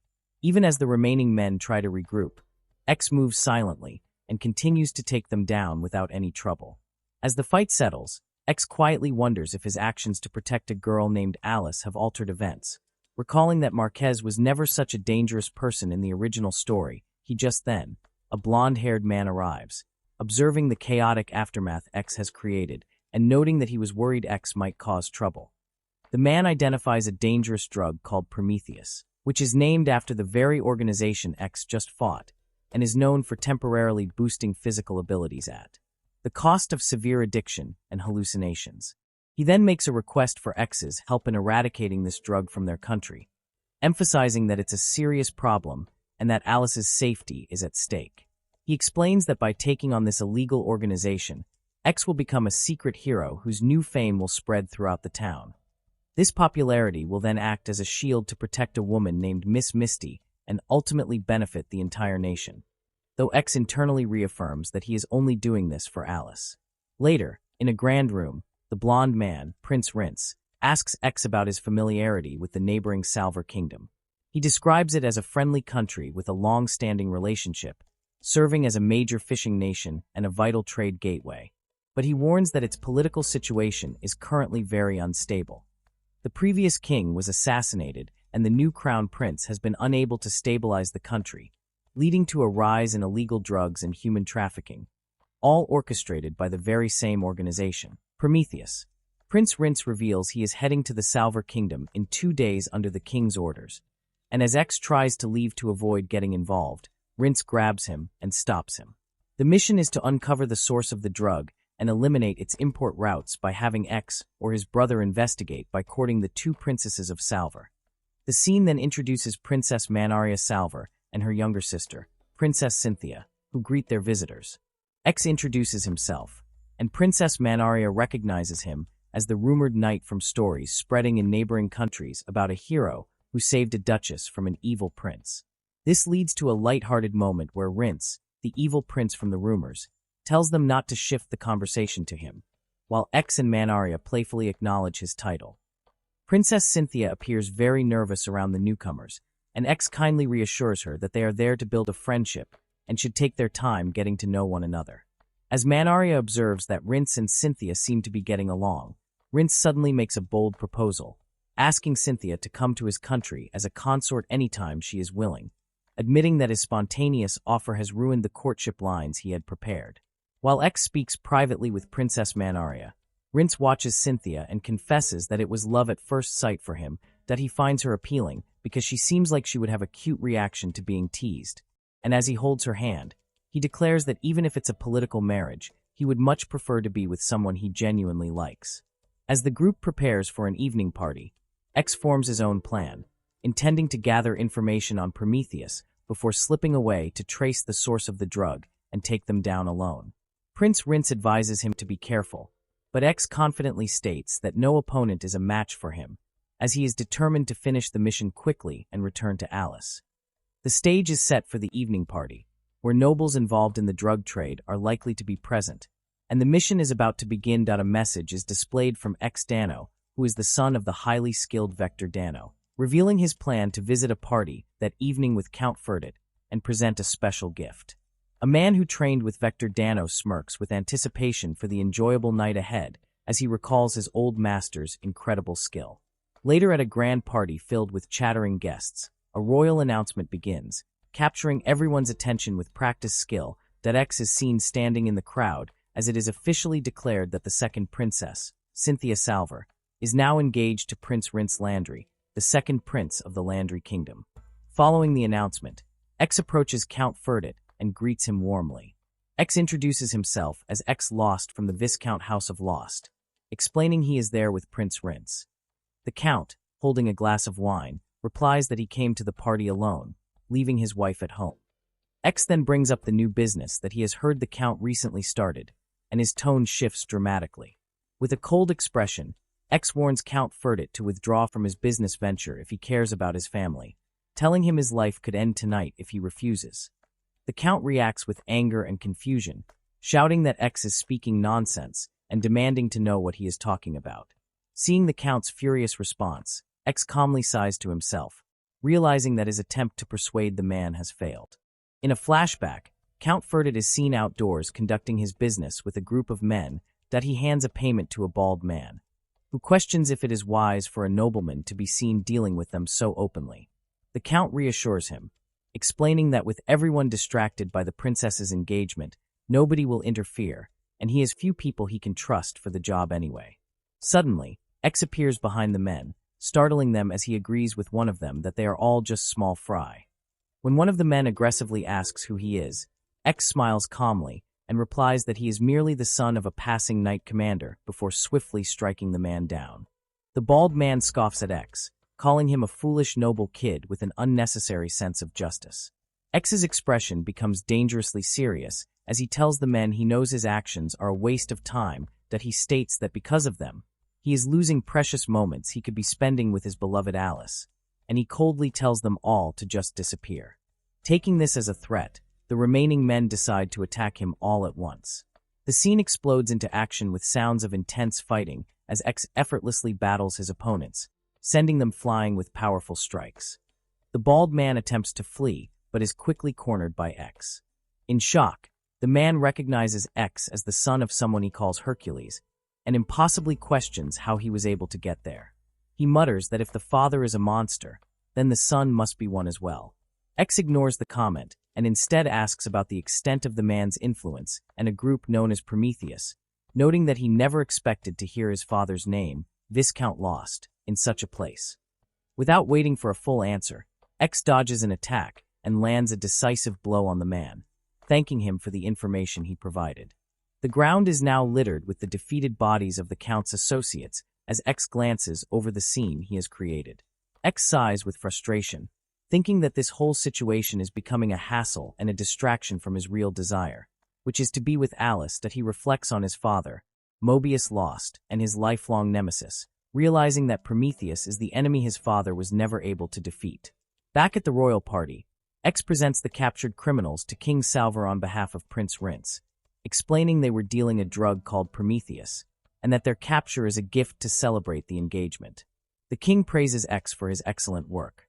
King Salver is deeply impressed with X for single-handedly dealing with such a major threat to the kingdom and offers him a noble title if he agrees to stay in Salver. X politely declines the generous offer, explaining that he must return to his own country where his beloved fiancée is waiting for him. Prince Rince accepts X's decision and extends a warm invitation for him and his fiancée to visit any time in the future. X announces his immediate departure, stating that he will run back and should arrive by morning before vanishing in a blur of motion. X's only thought is to see Alice again as he rushes home. His incredibly fast return shocks everyone, who wonder how he could have possibly traveled from the Salver Kingdom so quickly. Alice is also surprised to see him, questioning how he came back from the neighboring country when it was supposed to be his day off. X simply explains that he ran because he wanted to see her, mentioning that he is faster than any carriage. X pulls Alice into a tight embrace, telling her how painful it was to be separated from her for even a single day. Alice hugs him back just as tightly, confessing that she was also very lonely without him. She admits that she never realized how long a day could feel, or how painful it would be to be apart from him. X gently caresses her cheek, saying that while he has much to tell her, there is something more important to do first. Holding her face in his hands, X looks lovingly into Alice's eyes and softly says, "I'm back." Alice looks up at him with a gentle smile and warmly welcomes him home. Later, while they are sitting together, Alice asks X about Prince Rince's engagement. X confirms the news, adding that because rumors about him and Alice were circulating, no one paid her much attention at the party. Alice shyly admits that she was a little worried that X might have become interested in one of the two princesses in the Salver Kingdom. X is touched by her cute worry and playfully asks how she could ever think he would be interested in anyone other than her. Overcome by her adorable, flustered expression, he teases that he might just eat her cute cheek, causing Alice to blush even more. Changing the subject, Alice says she has something important to discuss and asks X where they should hold their wedding. While X considers grand venues, Alice clarifies that she doesn't care about a fancy ceremony. She simply wants to become his wife, preferring a small, modest wedding with only their closest family.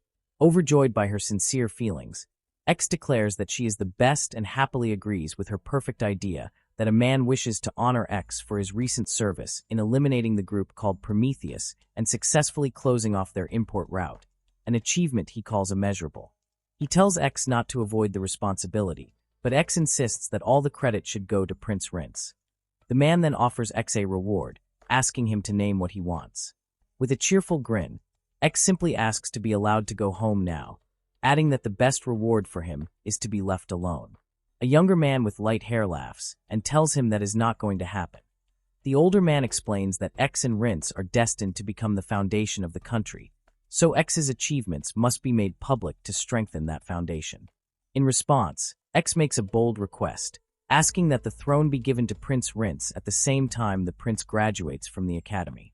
X confidently expresses that there is no need to worry because Prince Rince is a genius. He continues by stating his own plan to join the knights after graduation and quickly rise to the position of knight commander. The man listens to this proposal, tapping his fingers thoughtfully on a table as he notes how fearless X is to want to retire in just 1 year. Suddenly struck by an idea, the man decides to grant X the honor of creating a new, independent order of knighthood and declares that X will be its commander. X immediately voices his respectful decline of the offer, looking troubled by the proposition. The man clarifies that this new order will function as X's own private army, serving as a powerful trump card for the country with Rince as the future king. He makes it an official order that X must obey, emphasizing that this is necessary to completely eliminate the threat of Prometheus. That X clenches his fist in frustration, arguing that the country initiated the conflict and he was merely following orders. But the man dismisses his point, stating that it doesn't change the fact that X was the one who acted. Smiling, the man asks if commanding a new order of knights isn't a good enough reward. X, looking annoyed, reminds him that he was meant to receive a reward, not be burdened with more troublesome responsibilities, that he is then instructed to gather the members for his new order by the time he graduates. Overwhelmed and exhausted, X rolls on the floor while being told he can design the uniforms as he likes, and will even be provided with the best tailor for wedding dresses. X finally agrees, but only on the condition that he receives a decent salary and that his new duties do not interfere with his time with a woman named Alice. Later, X is with his father when he's asked if he heard about the bandits he captured while searching for Prince Rince's fiancée. When X says he hasn't, his father asks if he knows anyone by the name of Prometheus, causing X to flinch and demand to know where he heard that name. His father explains he heard it from the bandits, who are the people behind the recent troubles, that he reveals that the man he once fought and couldn't defeat is part of that group. X looks disappointed that his father lost, but his father clenches his fist and clarifies that the man let him live, calling it a reward for his entertainment. X's father declares that this is his problem to solve, and he has no intention of involving his children, that X calmly replies that their mother would be sad if he fought, and that he has no intention of dying, which visibly distresses his father. Realizing he must do something, X asks if the opponent used magic. His father confirms the man used physical enhancements like theirs, and perhaps even more than one type of magic, which is not normal. A flashback shows a one-armed man wielding black flames, and his father describes how the man seemed to be growing magic within himself, and would often talk to himself as if conversing with someone inside him. X takes charge, telling his father that if he is prepared to fight to the death, then he will fight and win instead, promising a complete victory. He then reminds his father that as the knight commander, he is meant to protect his family, and making his wife cry would make him unfit to be a. X declares himself to be Alice's knight, stating he will not allow his father to die and make her sad. In a brighter scene, Alice points out that everyone seems to be looking at X. X playfully suggests that everyone is simply captivated by Alice's cuteness, causing her to blush. Their moment is interrupted when a girl approaches and mentions rumors about someone fighting dark organizations, thanking a lost San for saving her friend from being trafficked. More people join in, praising Lost San for saving so many people, while X sighs, wishing Alice didn't have to know about the dangerous things he does. Alice reveals that she heard about these events because her own brother was there. Worried, she holds X's arm and asks him not to be reckless, adding that Rin said he would become a secret hero. X thinks to himself that he only ever wanted to be Alice's personal hero. Alice acknowledges that people have been saved because of his actions, but expresses her fear of something happening to him. Touched by her sincere worry, X feels a sense of regret, remembering that a knight should not bring grief to those he has sworn to protect. He holds her hand, looking into her eyes as he promises that he will never leave her side and that they will always be together, his words flustering her that he firms his resolve, determined to use his power to protect the one he loves. X wants Alice to meet his parents, who have insisted on seeing her soon. Alice happily agrees to go, bringing a wave of relief to X, who thanks her, that he explains that his parents will probably want to talk about their future, and expresses some worry, because it has been a long time since she has seen them. Meanwhile, a woman thinks about Alice marrying into the Viscount House of Lost and becoming her son's wife. Alice reassures the worried X that everything is fine. She then reveals that she has been thinking about her future with X for a very long time and is fully prepared for what's to come, which makes her happy. In fact, she has been daydreaming about all the things she wants to do once she is married to him. X is pleased by her enthusiasm and suggests they work together to make her ideal newlywed life a reality. Alice secretly wonders if her dream of a newlywed life involving naked aprons will come true, a thought that makes X a bit tense. A fantasy then plays out where Alice possessively embraces X, declaring that he belongs only to her. The fantasy continues with Alice vowing they will be together forever, but it is revealed that this is actually X's daydream, that he secretly wishes she would act like a dominant and obsessive Yandere, but feels it's impossible because his own love for her is already so intense. Snapping back to reality, he calls out to Alice, and asks a hypothetical question about how she would feel if they were to get married the very next day. Alice replies that while she would like to enjoy their engagement period a little longer, she would be overjoyed to become his wife so soon. Alice adds that she can't wait to be his wife, and is also genuinely happy about meeting his parents. X thanks her, touched by her pure feelings and feeling a bit guilty for his own secret fantasies. He reassures her not to worry about his parents, staring at her intently as he tells her that as long as she keeps smiling, everything will be perfectly fine, that he then admits that he feels a little uncomfortable with the thought of his own father getting too close to her. Alice smiles and confesses she feels the same way about him getting along with her mother. Alice clarifies that she also feels jealous and has mixed feelings when thinking about X with her mother. They both agree that to avoid feeling jealous, they should be more openly affectionate and lovey-dovey with each other. They hold hands tightly as they confess their love for one another. Upon arriving at a grand estate, they are warmly greeted by X's parents, Lord Vector and Lady Machina. Lord Vector compliments Alice, noting she has grown into a beautiful woman, while Lady Machina kindly tells her not to be nervous. Lord Vector expresses his surprise at their engagement, but adds that he would be delighted to have her as his daughter-in-law. Alice formally introduces herself and says she will now call him father-in-law, a suggestion he happily accepts. Lady Machina remarks that she was surprised Alice accepted X's aggressive proposal. Blushing, Alice explains that she was happy because she genuinely liked X. Lady Machina smiles warmly at the clear love between them and invites Alice to visit more often. Lady Machina then offers to teach Alice everything she needs to know to be the daughter-in-law of the Viscount Lost, again telling her not to be nervous. She playfully teases her husband, saying that unlike him and his devotion to his job, X is sensitive to the subtle needs of the one he loves. Lord Vector looks shocked and asks if he is really that bad. Machina assures her husband she accepts him as he is, then turns to Alice with a smile, advising that it is important to be a little tough sometimes. X interjects, asking his mother not to tell Alice anything unnecessary. Machina leans in to explain that because X is often forced to work hard behind the scenes, it's Alice's job to prevent him from overdoing it. She then whispers a secret weapon to Alice, a phrase that has a high probability of stopping X when he's pushing himself too hard. What's more important, me or your job?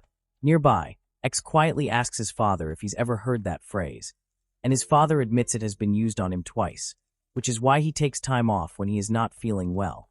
This gives X the idea of pretending to be sick just so Alice will come and take care of him.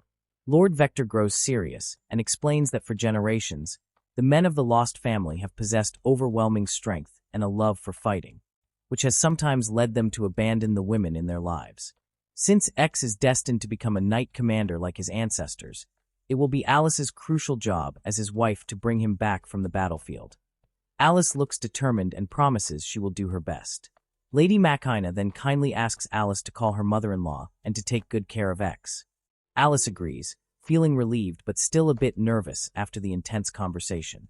Later, Alice clenches her fist with resolve and declares her intention to do her best to become a bride worthy of X.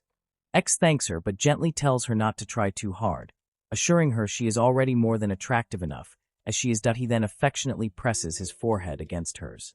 Sometime after, X notices Alice seems to be in a much better mood than usual and asks her why. Looking at her reflection, Alice explains that meeting his parents made her feel like she is finally moving forward.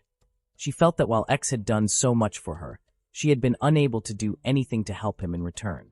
She expresses her happiness at finally knowing there is something she can do to support him. This makes X wonder what he could possibly ask of her, since anything she does for him already feels like a reward, and his thoughts drift to the idea of children's names.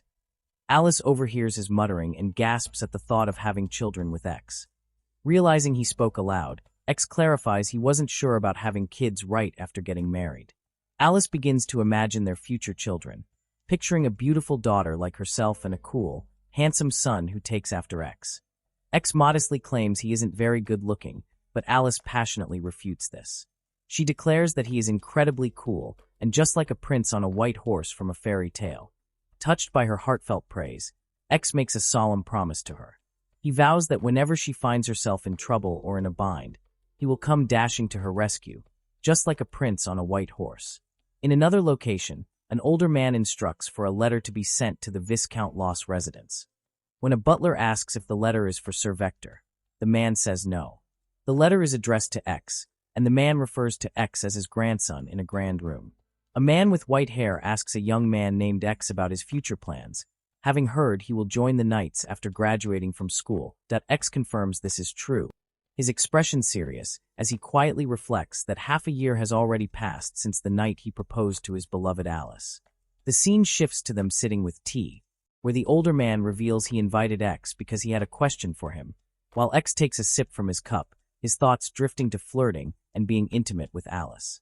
The older man, who is X's grandfather, then asks if X likes children, and X calmly replies that he doesn't like them as much as others do.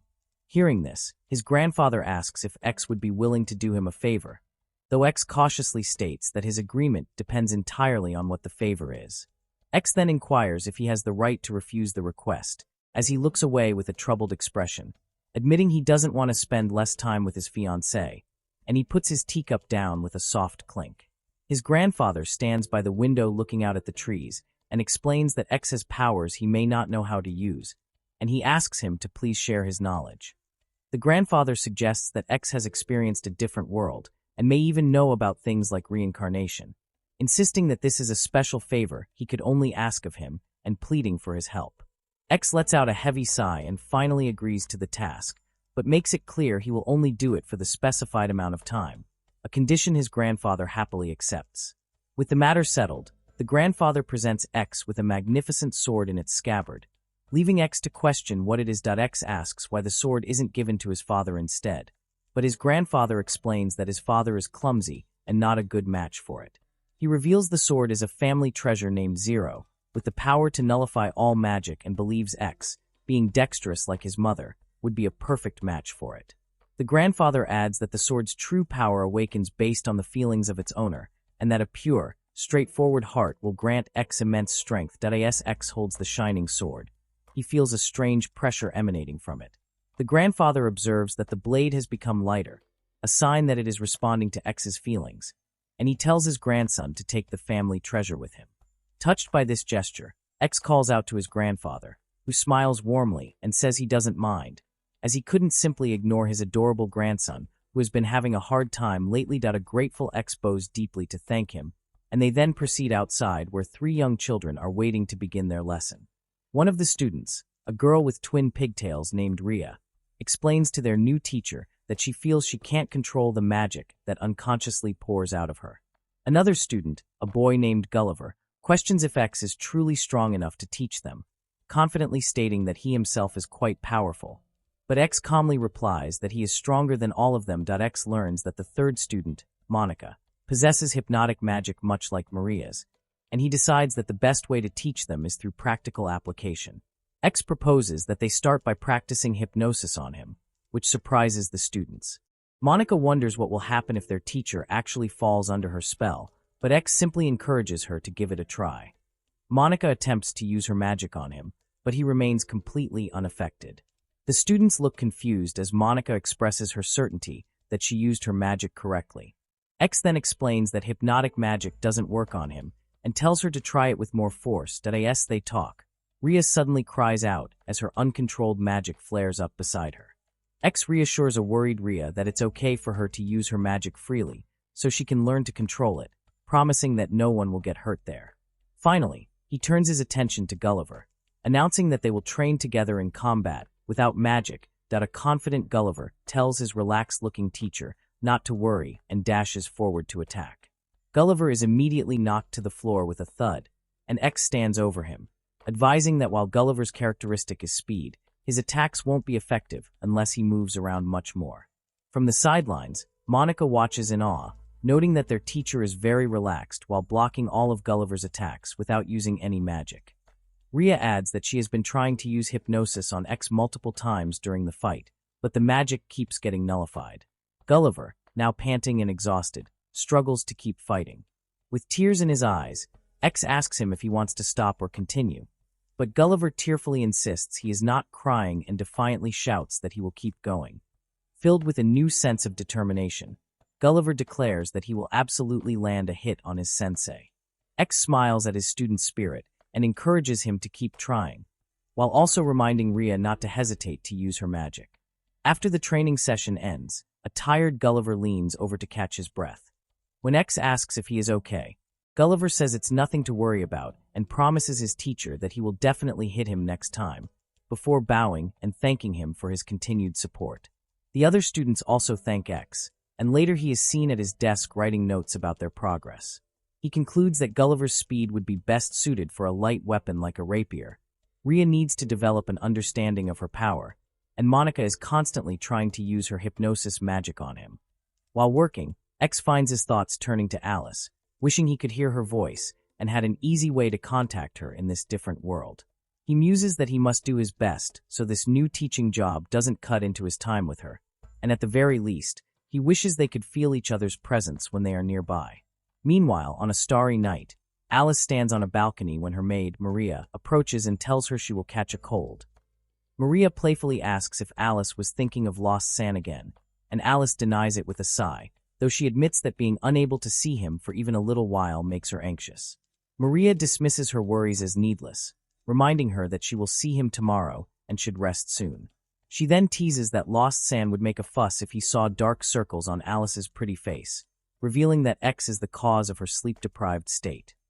Blushing, Alice admits that she wants to look as cute as possible for him, and she eagerly wishes for tomorrow to come sooner. A close-up of a hand flinching away from a plate of dessert as a question is asked about whether X is a teacher. The scene then shows Alice and X sitting together on a comfortable-looking sofa, where Alice explains that her grandfather asked her to teach magic to some children once a week. Curious, X inquires whether the students are boys or girls. Alice clasps her hands together with a worried expression, confessing that she has been feeling uneasy lately during the times they cannot see each other. She expresses her fear that X might meet another girl while they are apart, and admits that this feeling is strange because she truly believes in him. X, looking at her with a serious expression, answers her earlier question, revealing that there is one boy and 2 girls in the group she teaches. With a concerned look on her face, Alice tells X that she worries about him. X smiles gently and reassures her, saying that he knows exactly how she feels because he also has moments of worry despite having complete faith in Alice. He then rises from the sofa and moves towards her, mentioning that he was just getting ready to give her something special. That X leans in closer to Alice and softly asks her to keep her eyes closed for just a second. A slightly puzzled Alice agrees and closes her eyes as instructed.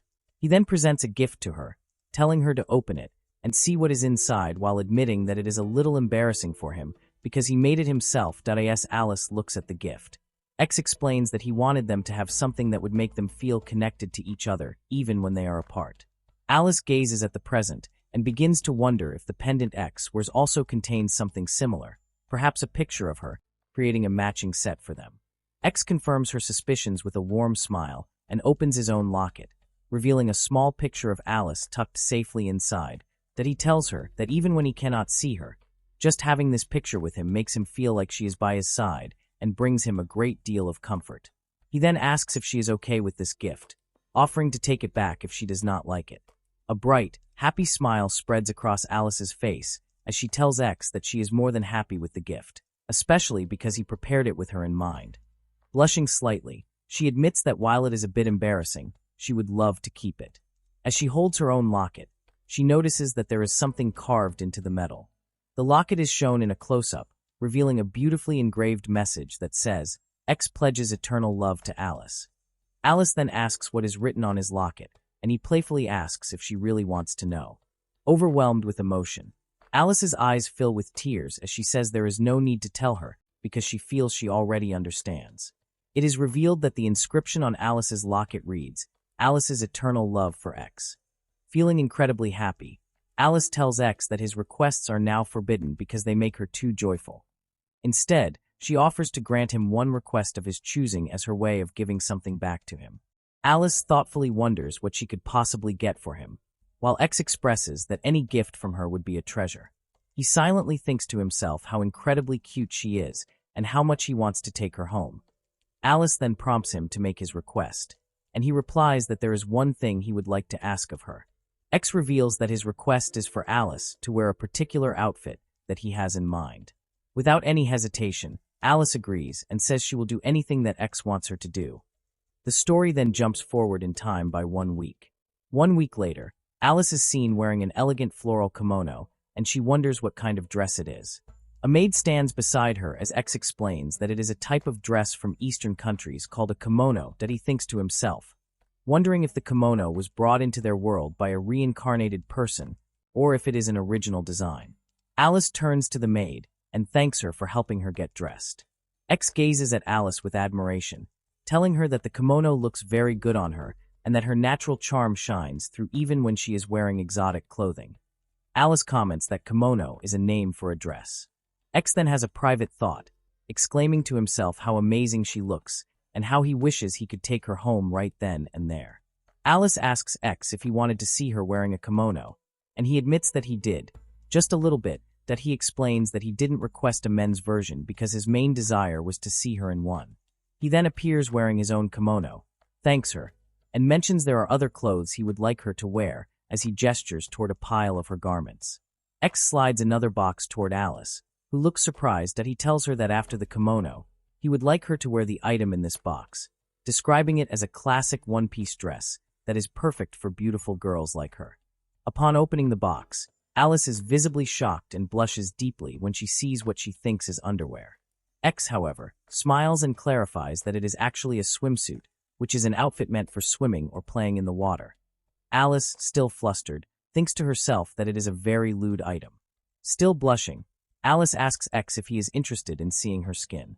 X puts the box down with a clatter and confidently confirms that he is, of course, interested. That he continues by explaining that absolutely everything about Alice is of interest to him, and he looks forward to the future where he might eventually see all of her. Looking up at him, Alice asks if he is thinking about something lewd, realizing that his feelings might mirror her own.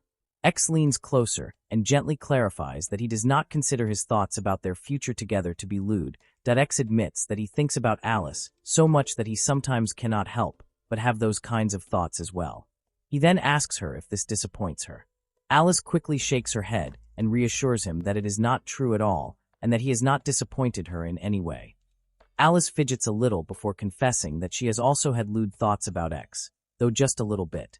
She then asks if her confession disappoints him. X tenderly touches her face and tells her, no way, adding that her honesty actually makes him very happy. Later, as X walks down a corridor with the maid, she mentions that she did not know kimonos existed in their world and asks him how he managed to get one. X simply replies that he used a secret route. The maid, who has a romantic interest named Varys, asks X if he could use his secret route to get a kimono for her too. As she wants to show it to him, X smiles confidently and remarks that he and Alice are in love, after all, implying their connection is special. The maid becomes flustered and insists that his relationship is beside the point. X tells the maid that it would become a problem if she started to rely on him for such things, that he then changes the topic and asks if there has been any unusual activity related to Otome games recently. He reminds her to continue looking after Alice while he is away. The maid reflects on how affectionate X and Alice are with each other, even though they are not yet married, and knows she will continue to serve Alice after their wedding. She then wonders aloud if the young lady feels the same way about their relationship, which prompts X to ask what she means. The maid explains that she recently overheard Alice talking in her sleep. A flashback shows Alice peacefully sleeping while murmuring X, I love you. The maid concludes that even in her dreams, Alice was passionately in love with him. A glimpse into X's thoughts reveals his deep longing to be with Alice. He fantasizes about a terrible storm that would block the road, forcing her to stay the night with him because he finds it hard to wait until they are married. X tells the maid that he is counting on her to look after Alice while he is gone. He then says he is leaving and explains that he doesn't want Alice to see them talking together and get the wrong idea. As he departs, he gives the maid a stern warning not to touch Alice, revealing his overprotective nature, which causes the maid to sigh about his behavior.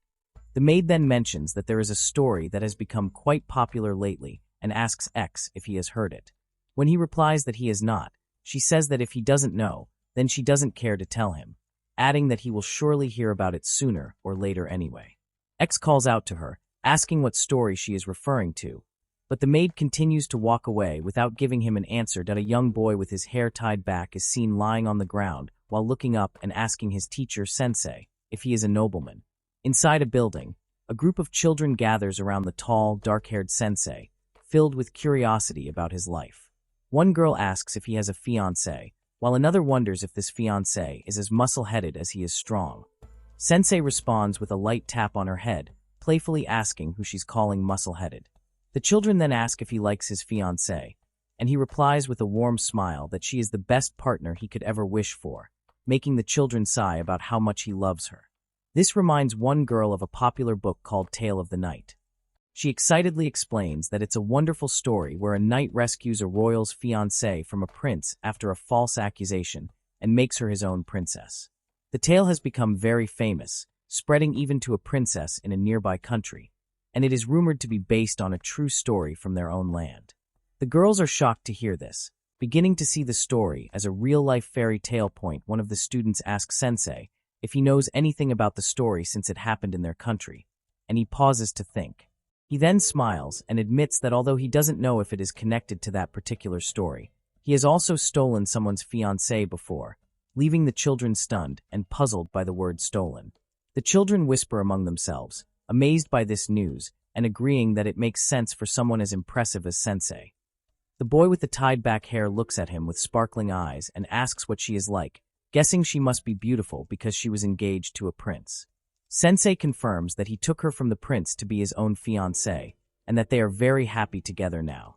The children's curiosity grows as they spot a strangely shaped necklace around Sensei's neck that he pulls it out and shows them that it is a locket pendant, an accessory for keeping a picture of a loved one inside.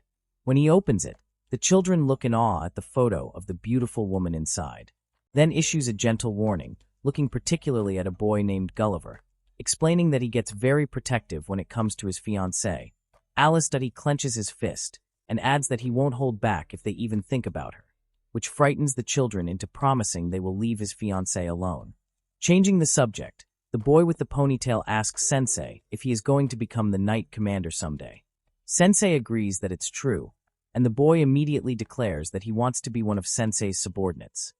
The other children excitedly join in, saying they also want to work under him, even if they can't become knights themselves.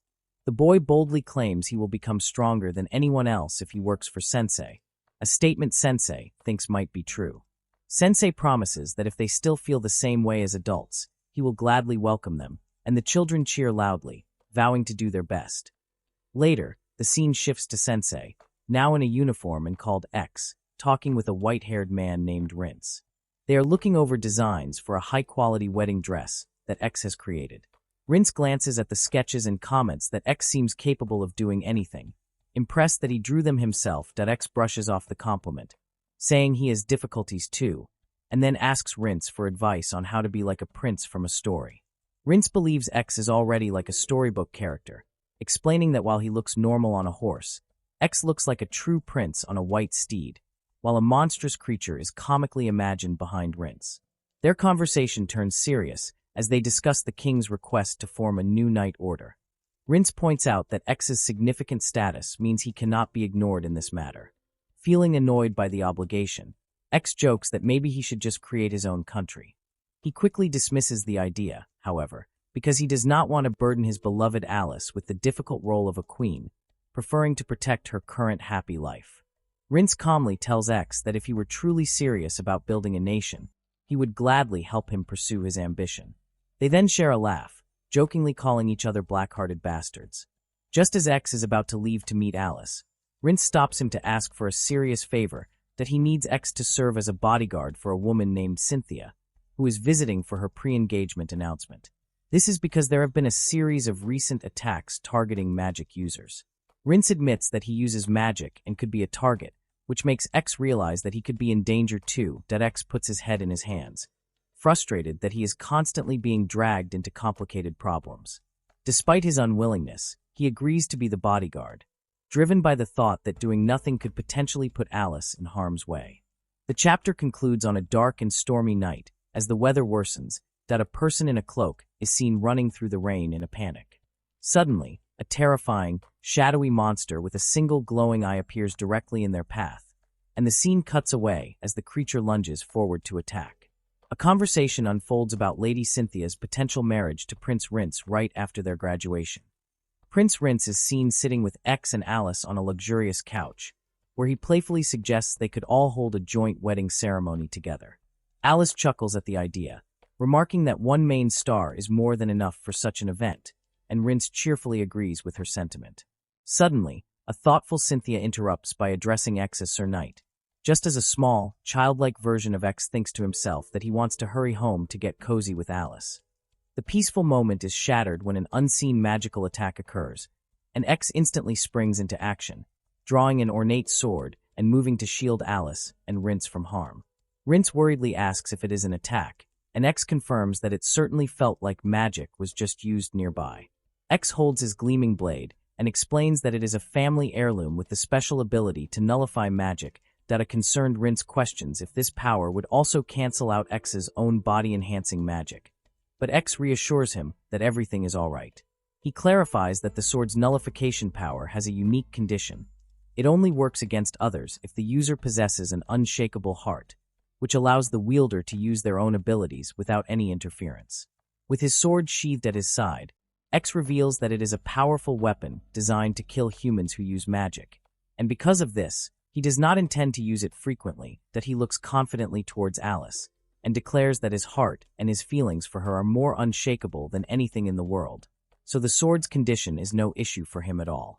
Rince smiles warmly at this, saying he feels the same way and only wants to use his power to protect Alice. As Rince agrees that this sentiment is just like X, Alice listens with a gentle smile and a soft laugh. Rince then happily observes that he and Sir Knight seem to be very close friends, a statement that Rince agrees with but X immediately denies. X looks away and mutters about their supposed closeness, leading Rince to express that he would prefer it if they could be best friends. X stands coolly in a doorway and states that friendships between men are fine as long as they are in moderation and not overly clingy, a response that makes Rince happy to hear. The mood shifts when Alice gently reminds Cynthia that she was about to ask X a question before the magical attack interrupted them. Rince expresses his surprise that Cynthia is taking an interest in another person, while a slightly embarrassed Cynthia formally requests that Sir Knight arrange a meeting with his fiancée, as she wishes to meet her and become her friend. X carefully considers her request, thinking to himself that refusing would be rude and that Cynthia doesn't seem like the type of person who would ever bring harm to Alice. With a kind smile, he agrees to arrange the meeting, and a delighted Cynthia thanks him very much for his understanding. Later, the two women meet, and Cynthia introduces herself as Cynthia Salver, the second princess of the Salver Kingdom, while Alice introduces herself as Alice Misty of the Misty Duchy. Cynthia's heart thumps in her chest as she meets the lovely Alice for the first time, and Alice offers her a warm and pleasant greeting at a tea party. Alice kindly suggests that Cynthia can call her by her first name without any formal honorifics, and she then asks if calling her Miss Cynthia would be all right. Rince adds that Cynthia can also call him Alice without any honorifics, and Cynthia agrees to this arrangement. Alice then politely asks Cynthia why she wanted to meet, and Cynthia explains that she was curious to meet the person who Sir Knight thinks so highly of. With sparkling eyes, Cynthia excitedly asks Alice if she had always been in love with Sir Knight from the very beginning, or if she only fell for him after he confessed his feelings. Alice looks a little surprised by the direct question, and Cynthia goes on to explain that the story of their engagement is famous even in her own country. Alice is completely shocked to learn that the news of her engagement has spread to other countries. Alice asks how the story is being told abroad, and Cynthia explains that there are so many different rumors that she wanted to meet Alice in person to learn the truth. Seeing Alice being put on the spot, X gently steps in and asks Lady Cynthia not to bully his fiancée too much with her questions. The conversation shifts as Alice asks X if he knew about the rumors, and Rince apologizes, admitting he didn't mention it because he thought X might get embarrassed. Alice expresses her frustration not about the rumors themselves, but that X's grand confession has become such a public spectacle. Cynthia smiles and observes that she was surprised to see Sir Knight's natural smile, noting that he always seems to be forcing his expression, but has a genuinely kind face whenever Alice is around. Alice agrees with this, confirming that the smile she was used to seeing always seemed a bit strained. Alice gazes warmly at X and says that he has always been a kind person, while X appears lost in thought. The topic changes again as Alice says she is more surprised by Cynthia's sudden engagement to Prince Rince and asks what led to it, prompting Cynthia to admit that she was the one who confessed her feelings. While sipping his tea, Rince confirms that Cynthia made a very bold public confession to him. Alice playfully remarks that it couldn't have been as bold as X's public confession, and X explains that he put on such a show in front of all the nobles because at that moment he was only thinking about Alice. Alice observes that Prince Rince and X seem to be very close, which Rince agrees with, adding that Cynthia had said the same thing to him. However, X firmly states that he has no intention of getting close to anyone other than Alice, and that is why he denied their friendship. Alice then notices that both Rince and Cynthia are wearing matching pendants and asks if they are a set. Cynthia is immediately flustered by X's romantic gesture and tells him not to become any more handsome, while Rince thinks to himself that he should learn from X's example. She explains that the pendant is a precious gift from X and has a stone that is the same color as his eyes, and she excitedly wonders if the ring on Alice's finger is also a matching piece that X sweetly explains that he gave them the gifts so they wouldn't feel lonely during the times they have to be apart. Later, Rince reflects on the day, noting that the magic hunters never appeared and the tea party ended safely. He concludes that it would be wise for them to remain on high alert going forward and suggests to X that it might be a good time to officially start the knight's order he has been planning. The scene shifts to X approaching a group of children and an adult man named Fan, announcing his intention to have them all join his new organization. Fan immediately protests and begins arguing with one of the children, claiming he is much stronger. X calmly states that, in terms of ability, Fan is actually the most useless member of the group, a claim that Fan angrily denies. Fan demands to know why he was even invited, and a diagram shows that the group consists of one adult, one teacher, and several children, which is an unusual structure for a knightly order. One of the students expresses doubt about having Fan in their group, but the teacher defends the decision, noting that despite his flaws, Fan possesses a decent amount of patience. X watches them and asks if the children are his students, which they confirm, and he learns about their teacher-student relationship, that Fan's pride is wounded, and he scoffs at one of the kids, challenging him to a fight, which forces X to step in and break them up. Fan asks X if he will still be joining the regular knight order, and X explains that he will be managing both that order and this new specialized organization, a feat that amazes the children. X formally announces that they are forming is a new order of knights, established under the command of His Majesty the King and Prince Rince, with the primary mission of handling dangerous matters like the group known as Prometheus, that X reassures everyone that he has no intention of putting the children in any danger. He then looks directly at Fan and states that since Fan can use magic and is quite strong, he will be the one handling the more dangerous tasks, a realization that makes Fan break out in a nervous sweat. The children all cheer enthusiastically and promise to do their best, while a resigned Fan sighs and agrees to join, admitting that he owes X and doesn't have the right to refuse. The newly formed Knight Order gets off to a chaotic start, with its members already bickering and fighting among themselves. X watches them with a weary expression, realizing they have a long road ahead.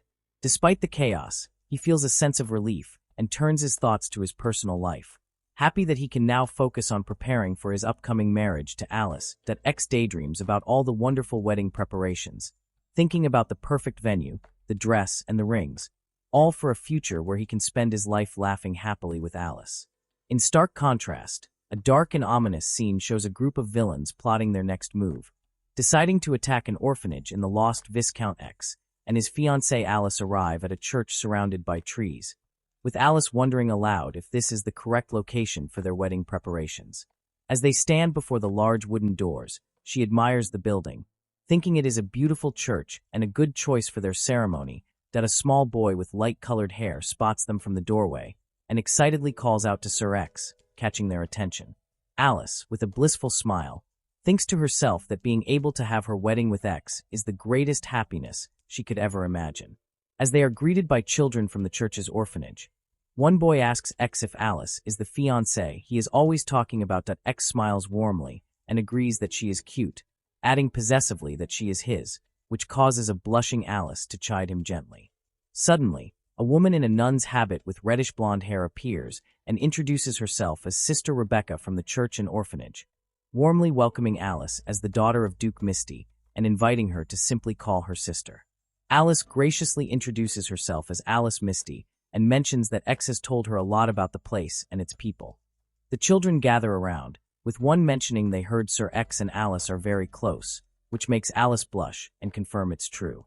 One small boy tugs on X's coat and reveals that Sir X always talks about how much he loves his big sister Alice, as everyone shares a light-hearted moment over a cup of tea.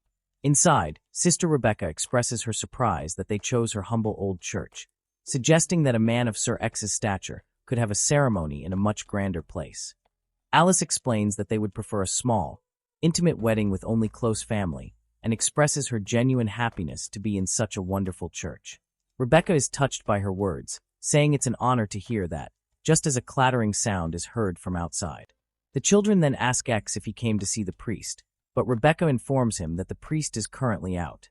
The curious children peek from behind a wall before gathering around the couple, prompting Rebecca to tell them to behave, while Alice smiles apologetically. One of the little girls asks Alice to explain what a fiancé is, and Alice describes it as a relationship between a man and a woman with marriage in mind. When the girl asks if it's always about someone you like, Alice explains that's not necessarily the case. X joins the conversation, touching a locket on his necklace, as he adds that sometimes you are lucky enough to end up with the person you love, like he did, but it's also possible to be matched with a complete stranger. The little girl then looks to Alice and asks if she is happy, to which Alice replies with a heartfelt yes, saying she is happier than anything. X watches Alice with a fond smile, but his expression suddenly sharpens as he hears a commotion. He stands up, adjusting his collar, and tells Alice there's a lot of noise outside that he needs to check on, leaving her looking concerned. X quickly finds a shocked Sister Rebecca and informs her that the priest is being attacked, sternly warning her and the children not to go outside under any circumstances. Outside, a blond man stands over the defeated priest, expressing his annoyance that X has interrupted his fun. The bruised priest recognizes Sir X, and the attacker smirks, remarking on the perfect timing. He reveals that he used the priest and the others as bait to lure X out, surprised that his target showed up personally. When X demands to know what the man's plans were, the attacker coldly details his intentions to kill the priest and sell the children and Sister Rebecca for a high price. From the doorway, Alice, Rebecca, and the children look on in absolute horror.